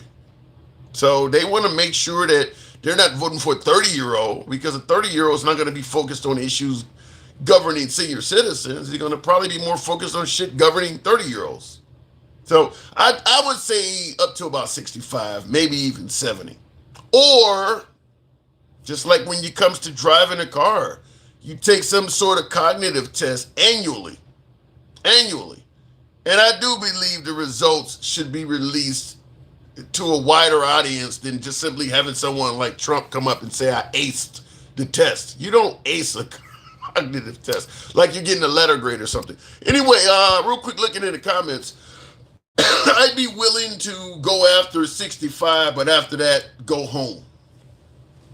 I know suggesting that Trump should run in 2028 sounds insane. That's crazy. I don't feel confident. I don't feel confident one bit that Trump will still be cognitively capable of doing a full term starting in 2028. So that means from age 83 to 87. I think the love of Trump at some point can get to be ridiculous. To quote Balky from Perfect Strangers, don't be ridiculous. Anyway, looking in the comments, tap the screen, get us on up to the 170,000 mark. Trump was, what does that say? Trump scored like he did. Trump was scored like he did in college fail. Well, look, Trump is, if it's up to Trump to describe what Trump did, it's going to be the best and brightest in everything. His grades are the best you could ever get. His finances, he was super wealthy when he came to office. I think that's also something that has turned out not to be true as well. So I'm going to say, regardless of how you feel about President Trump governing, one thing should be obvious. He tells a lot of tall tales. He tells tall tales quite often. So I guess to some degree, that might actually benefit him when it comes to suggesting grab him by the pussy was locker room talk. Because he does say a lot of wild shit. Maybe he didn't grab anybody. He's just making up a story. I mean, in his defense, he does say a lot of wild shit. Let me go back to the box. Trump is doing great, says Robert Kennedy. Depends on what metric you're going by. There are areas like securing the border that Trump is doing great. Economically, with the economy, he's not doing great whatsoever. Bringing down gas prices, he's not doing great. His campaign promise of ending the wars, he is not doing great. I think for MAGA, President Trump is doing great because you've changed the parameters on what you wanted to see out of Trump. Trump campaigned on giving you this, and when he got in, he offered you this, and you said, okay, well, that's great now. And you've taken your eye off what he originally promised to do for you, which was the economy, gas prices, lowering prices of groceries and inflation and things. He hasn't succeeded on any of that stuff. But you've changed to suddenly, well, what he's doing in Minnesota is great. That ain't what he campaigned on. He didn't. And by the way, what does success in Minnesota look like? 1,000 ICE agents go to Minnesota over Nick Shirley's claim that there's Somali fraud, which there does appear to be some fraud in some Somali fraud in Minnesota. But first of all, Trump is pardoning fraudsters every week. But anyway, there's Somali fraud. You send 1,000 ICE agents to Minnesota. Or better yet, 2,000 was the original number. 2,000 ICE agents were sent to Minnesota over the fraud there, which I think is about 170 people. Renee Nicole Good gets shot and killed. People start protesting. He responds by sending an additional 1,000 ICE agents. That only escalates the situation. Yeah! Jay, appreciate the hat mustache, thank you. So he responds by sending another 1,000 ICE agents. So now there's 3,000 ICE agents roaming around a town that only has a police force that is 600 strong. So there's almost 5 times more ICE than there are cops in Minneapolis. Protests get heated because people don't want cops grabbing everybody everywhere. So now he's talking about sending another 1,500 active duty military to Minneapolis. I'm asking, this is one of our topics we originally were going to talk about. Is all of this worth it to the taxpayers? Can you imagine how much it costs to have thousands of people roaming Minnesota? They're all in hotels. Most of them don't live there. So they're all staying in hotels at your expense. Likely the food, the per diem, all of that's being covered by the taxpayers. What are they trying to accomplish in Minnesota? What is the goal? What is the purpose of them being? What does success look like? When, at what level they say, okay, we've done our job here, it's time to go. What does success look like? Blue one, first galaxy of the evening. Thank you. Absolutely appreciate that. Thank you. So what does success in Minnesota look like? I'm curious because I cannot imagine what that is, but we'll continue on with Gen X. Fuck around and find out. The ICE agent neutralized the threat to his life perfectly. I don't believe it is a threat to it. I'll just tell you this, and hang on a second, Gen X. I'll tell you this. Based on what happened, I believe the shooting of Renee Nicole Good was justified. But I believe it was an optional shooting. I mean, it was kind of like in football, they have a free play. You hike the ball, and the other team was offsides. So the referee throws a flag. Well, the quarterback already knows no matter what happens, I throw the ball downfield and it's an interception or whatever, it's going to come back because it's a free play. The flag's already been thrown. But if somebody catches the ball and we score, penalty decline, we get a touchdown. So it's a free play. If you drive your car towards a police officer, I don't care if you're driving at 1 or 2 miles an hour, he can shoot you. Now, he can easily get out of the way of the car. But the minute you start proceeding towards him, it's a free play. He can literally get away legally by taking your life and just simply saying the car was coming at me, my life was in danger. It's a free play, even though he easily can get out. I believe that's what happened in Minnesota. The cop had a free play, and he took the option of shooting her. I don't see that case at all, that if he had not taken her life, it would have been him. I don't buy that at all. I believe he could have easily gotten out of the way. I believe he did get out of the way, but he answered the option and took the free play. Gen X, good evening. What's up, Tim? How was Vegas? It was all right. The price of every damn thing out there has gotten off the fucking chain, man. Yeah, I know. I was just there, man, a few months ago. I know. Crazy. I'll tell you what. I know you got me some pictures of some cocaine and hookers. Well, I don't indulge in such activity, so I'll say I do not. So let's have a conversation. Trump is saying that Martin Luther King, the Civil Rights Act, was bad for white people. What say you? I don't know. I'm not with Trump or MAGA no more. I'm walking away. Bullshit. Man, I'll tell you what. My car used to hold $100 worth of gasoline. Now the motherfucker only holds $65. Where's my $35? What are you talking about? It used to cost me $100 to fill my tank. Now it only costs $65, so my car only holds $65 worth of gasoline. Why did it drop? Who are you giving credit to for that? Good Trump, man. I'm being facetious. Damn right you are. That's why I said bullshit immediately. So, a difficult time for white guys due to the Civil Rights Act. What say you?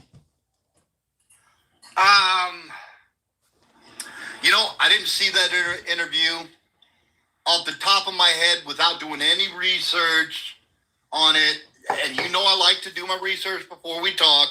I will say it appears to me that's not entirely accurate. So what do you think he would say something so inaccurate for then? Again, I don't know. I don't know. I think that's a pretty strong statement. I don't know. I don't know the context. I don't know what he was saying, why he was saying it. I didn't see the interview. Okay, well let's go back before Trump, because Charlie Kirk also said the Civil Rights Act was a mistake. Any idea why he would say it? Well, the Civil Rights Act was a mistake. Explain. All right. Well, your audience isn't going to like this, but I'm kind of concerned because I may not like it either. But go ahead. Don't get me wrong. Under the Jim Crow laws, shit was fucked up. It wasn't as it should be. It was very unfair to Black Americans. That being said, after all the civil rights and equality and all that shit was done, Black folks seemed to self-destruct over a period of 50 years. Back during Jim Crow, you had a nuclear family. You had two parents in the house. You had mom staying home. You had dad going out to work. Now, was everything good? No, everything wasn't perfect, but it was better than it was now in the Black communities. First of all, I absolutely disagree that 1940s was better for Blacks than 2020, because anybody that's getting involved in some of the stuff you're saying, they're choosing to do that. I mean, I'm the perfect example. I got 3 college degrees. I didn't go down that path. I don't want to be in 1940 where I couldn't even get a college degree. So I totally disagree. You're part of the 1%. Yeah. You're part of the 1%. In the you think, wait, hold on. You think only 1%? You think only 1% of African Americans are on the straight and narrow with a college education? Think is that low? I'd say that's being generous. Yeah. So you think the overwhelming majority of Blacks are not college educated or on the straight and narrow? Now, if we're talking, hold on, let me restate that. Yes, please. If we're talking Black males from the age of 17 to 26, 100%. Well, 100%. At 17, you're not going to have a college degree, period, unless you're Doogie Howser. Nobody's going to have it at 17. I had a college degree by the time I was 21. I had my associate's. You said 17. You didn't say 21. You said 17. I started when I was 19. You said 17. Not to keep quoting Winger, but she's only 17. Okay, what I said was the age limit of 17 to 26 fits that profile. Yes. So out of the African American community between the ages of 17 to 26, you believe that less than 1% of them have a college education? Yes. I don't know the numbers offhand, but I would be willing to bet you and pay like 10 to 1 that you're way the fuck off. Now, I'm not saying it's over 50% or anywhere near 100%, but 1%, you're way off. You're not even in the same universe as the truth on that. And I don't even know the numbers, and I'm going to tell you it ain't nowhere near that low. Hold on. What's the percentage of Black Americans that have a college degree within the ages of 17 to 26? Nobody has a degree at 17. Why do you keep bringing up 17? You can't, unless you're Doogie Howser, you're not getting anything at 17. It's scarce. People don't even come out of high school before 17. A lot of people are 18 when they come out of high school. 17? Well, let's put what percentage of 17-year-old whites have a college degree? I mean, you're not going to get a college degree at 17. That's almost impossible. No, it is impossible. It is impossible. That's not what I meant. I misspoke. I think you probably should say between the ages. I meant go ahead. Starting college at 17. Okay. Starting college at 17 or 18 is what I actually meant. Okay. I would tell you that when you look at a lot of these for-profit colleges that they ended up getting rid of, they were Everest and I can't even Vatterott and somebody. They were deliberately targeting the Black community. If DeVry, these schools were loaded with Blacks, 17 to 20, enrolling to get a degree, loaded with them. You need to go look at community colleges in black areas. I'm from Chicago. Olive Harvey and Malcolm X. The whole enrollment is just about black people.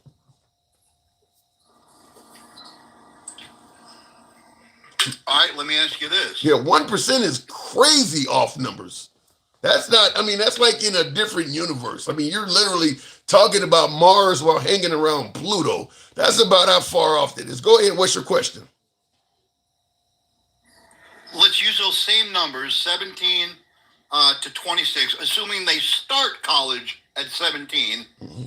Is there more college enrollments among young black men, or do they account for a higher percentage of violent crime? That I don't know, but that's a much different perspective than 1%. I don't know what percentage of African Americans are enrolled in college between 17 and 18 or whatever. I would guess it's probably around 30-40%.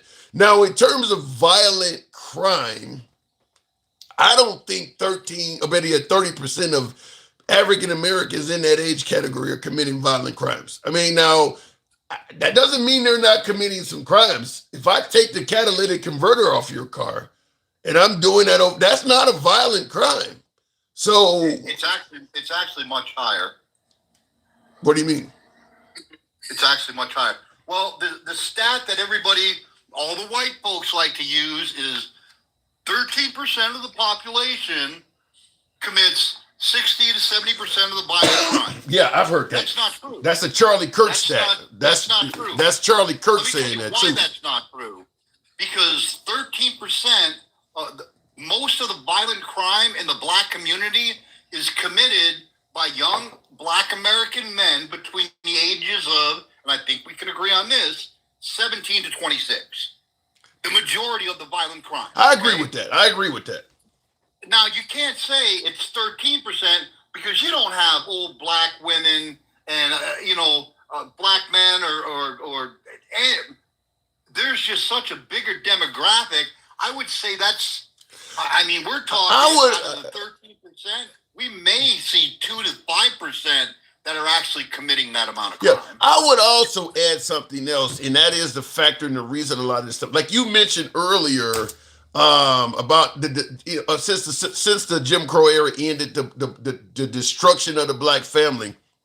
And I think people see what's happening and don't pay attention to what caused it. Like, for instance, when welfare became available to blacks finally, they passed a law that said you cannot qualify unless the man of the house is not living here. That played a huge role in why fathers were no longer around. But we didn't take into consideration we just paid attention. Well, the black fathers are not there. We didn't actually look into the fact that the law has a lot to do with it, such as the 13-15% argument that you're saying is wrong. The law. I agree with you 100%. Yeah, the law. I will not fight you on that. Yeah, and it's the same with the 13-50% argument. The law has a lot to do with why the incarceration rate for blacks is so damn high. The fines are heavier for blacks. The sentences are heavier for blacks. The policing of black neighborhoods is significantly higher than white neighborhoods, meaning you're going to net more criminals. So I'm not saying that there's not a lot of crime in black neighborhoods. I'm not excluding that. But what I'm saying is the way the system is set up, you're going to net a lot more black offenders than you are white. The system is set that way. Go ahead. Can I raise your eyebrow? Sure. I agree with you 100%. And in that context, I agree that there was a serious element of systemic racism against black Americans. Was. 110%. Past tense? I don't think it's there anymore, Tim. I don't think it's there anymore. No. I do not believe it's still there. Back then, yes, I would fight by your side about that. So you don't believe the police are treating blacks any different than anybody else in modern times?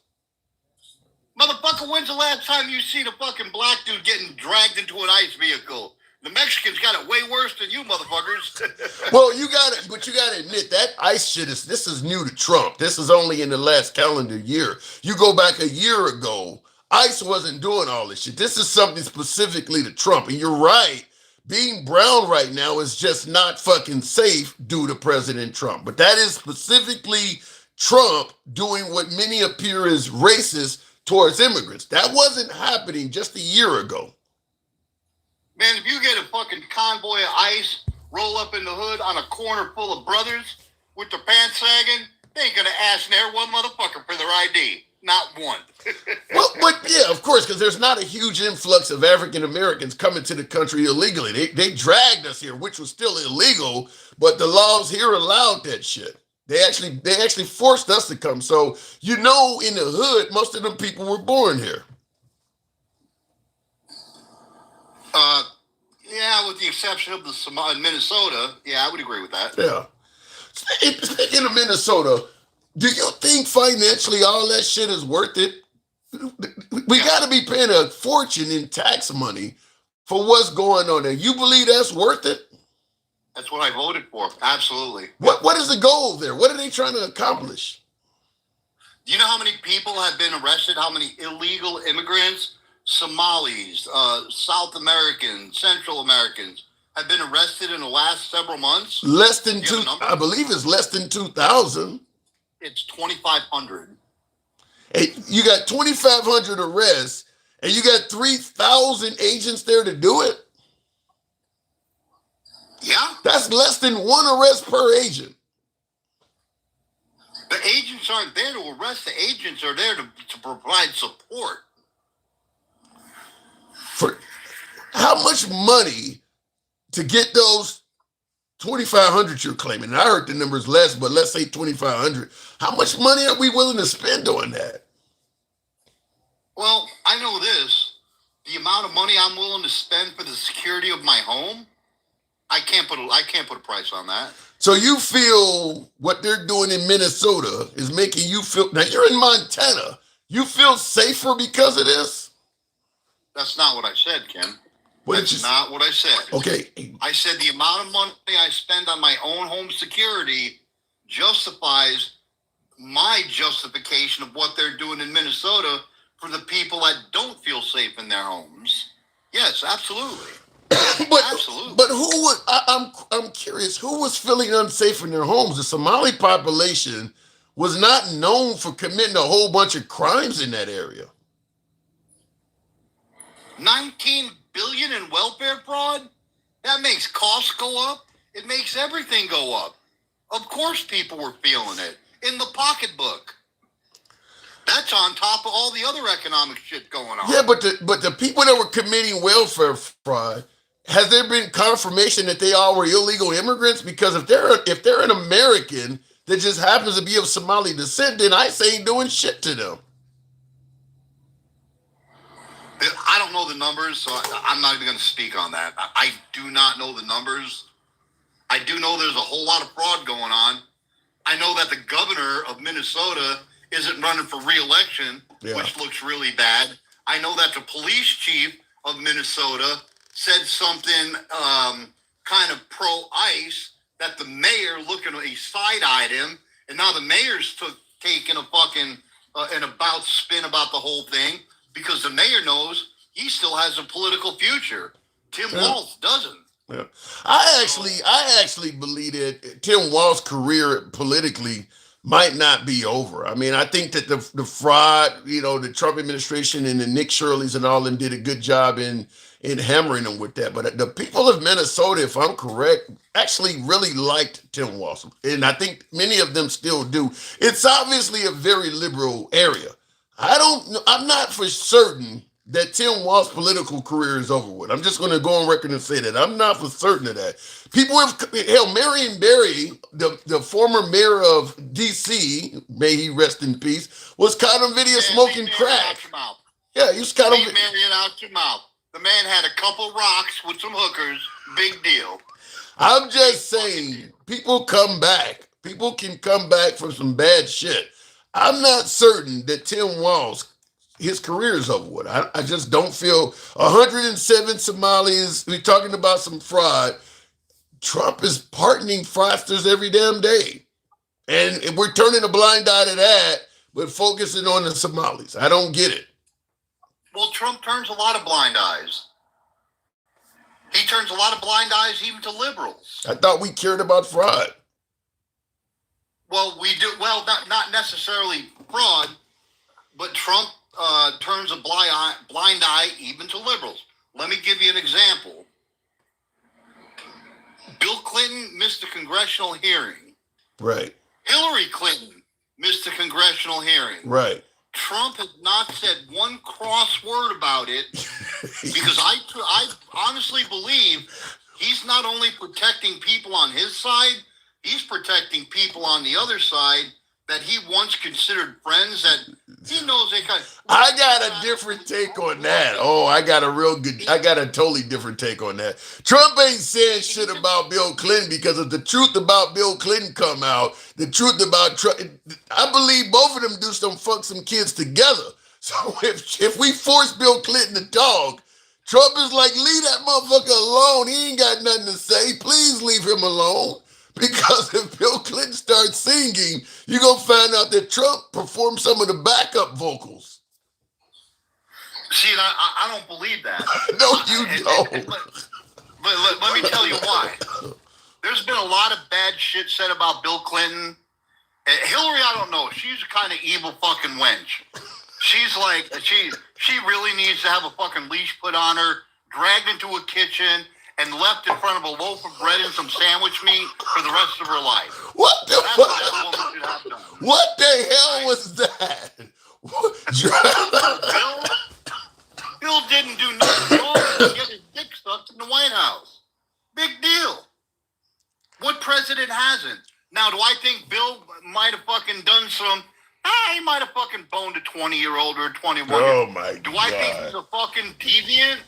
No, I would have to see. I would have to see irrefutable evidence, even against Bill Clinton. And I do not like the liberals to believe that.